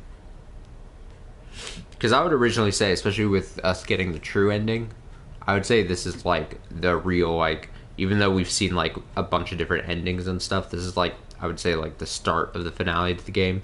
So I'll probably end up on the archive just calling it like, just to get it really confusing, finale part 1, finale part 2. I'll think of something that end up sounding better, but you know. But let's see what happens when we jump here. Tonight's stream isn't over. Where's this? Where did this take me? Epilogue.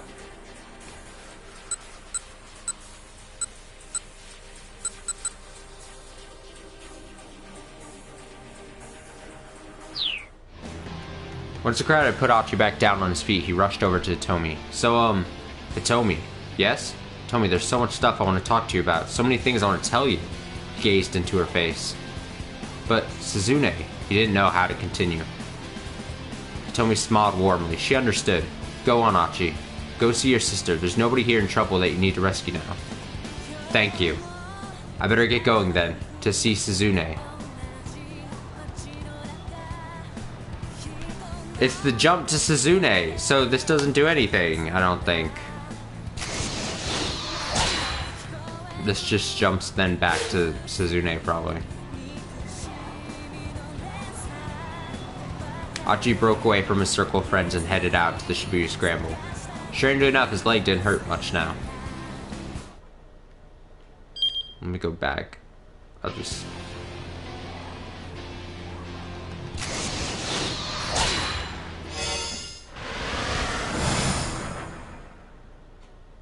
And this probably just jumps back. So at least it creates a little thing where you can... Yeah. Okay. Yeah, it's...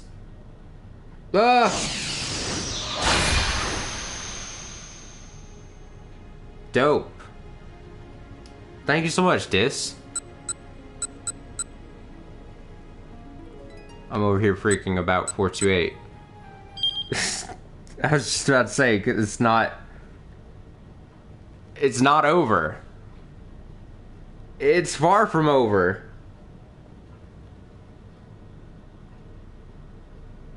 Oh, thank you so much for the raid. I'm gonna cry.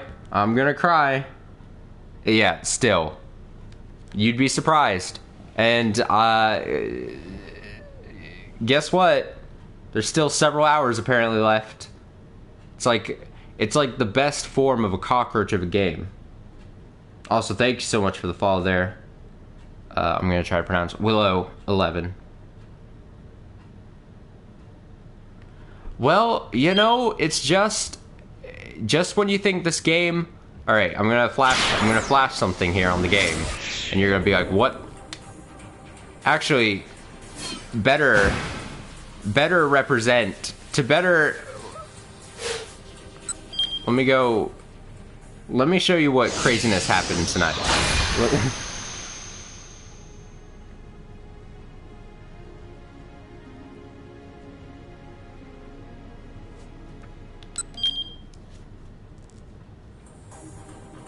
Let me scroll down here really quick.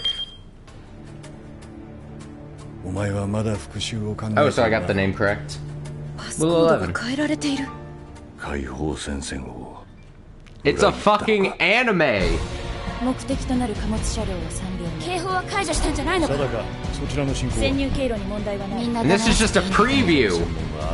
それ以外に理由は I haven't even done this yet. This is a whole big thing I have to do. お前とは相性が悪いみたいだ Yeah, this is like 95% of the budget.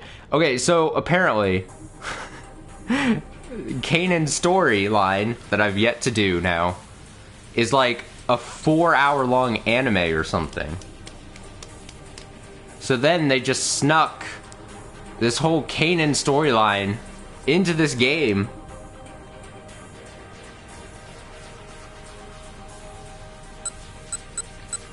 So Suzune's was all like a drama. Kanan's story is like a full-fledged anime, apparently, of some sort. Oh, dope. That rarely ever happens. This will tell you, pronunciations, pretty poor here on the stream. I try my hardest, but even sometimes regular words, give me some trouble.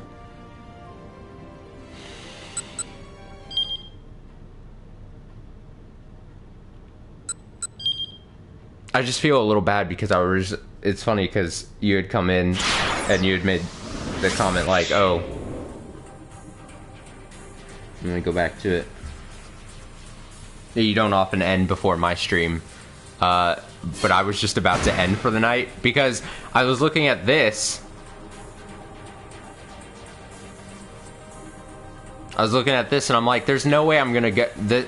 I checked online and this is apparently like 3 to 4 hours or something. And so I could sit here for another 3 or 4 hours.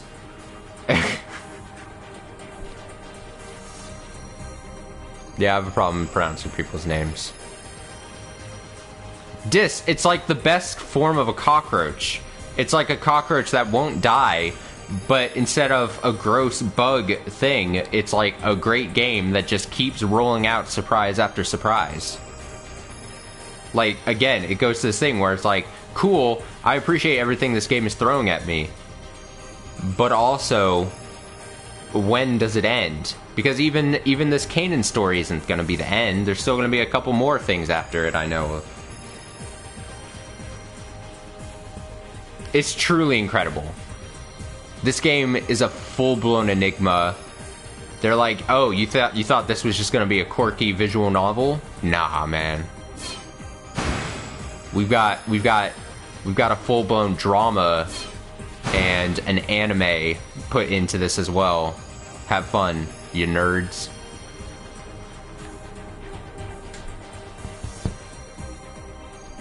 But yeah, thank you so much for the follow there, Willow. And the raid, Dis. I very much appreciate that. I just feel bad because right before you did, I was like, man, well, because I had just finished Suzune's story. And I was recounting that, damn. Again, tonight, before I checked how long Kanan's story was, I was like, I thought this would be the last time this game would be streamed here on this channel, but joke's on me.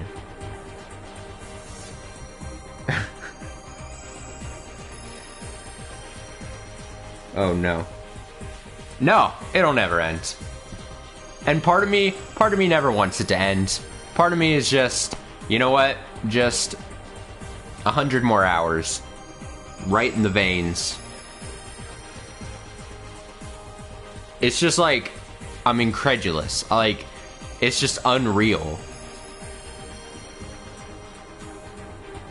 Because I also checked, like, as I do before I start any new game, I checked, like, howlongtobeat.com on this. And it was like, oh, if completionist route, the average time's like 30-something hours. And my timer right now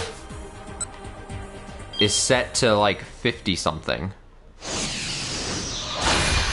Like, it's the biggest debate ever. Yeah. Time played, 52 hours. 52 hours. It'll probably, by the time I'm done, be like close to 60 or something. Almost 60, probably.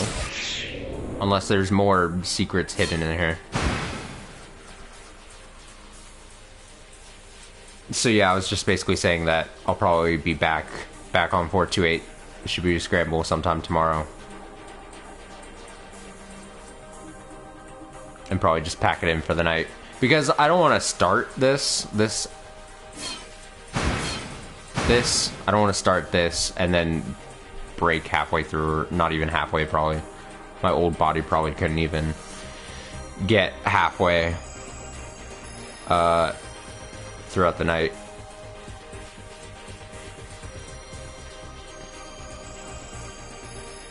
But I still very much appreciate it. Immensely. I will be parting ways for the night. I hope everyone here has a nice rest of their night. And of course, weekend coming up here. Thank God it is the weekend. Continue staying safe. I live in Texas. Shit is continuing to hit the fan here. I just got text from a friend of mine, and she just told me that she was finishing up classes. She's like a biochem kind of like classes throughout summer. She's told that from multiple people told her that they got diagnosed. People she was in contact with got diagnosed positive for the virus, and so she's self-quarantining. And I'm just like, oh god. So continue to stay safe. Don't be dumb. Don't do anything dumb. Can't stress that fact enough. Stay safe. And like I said, I'll be back probably 2 streams for tomorrow. Probably an early one of this, and then a late night of Last of Us Part 2, and we'll hopefully continue that. The game that just continually keeps getting pushed by this. And I'm assuming I'll probably be live Saturday at some point, or Sunday at some point as well. But yeah, my time tonight is over, so enjoy the rest of your night. Is anyone else that I care for live right now? There's a couple people live, but no one that needs my kick too, for sure.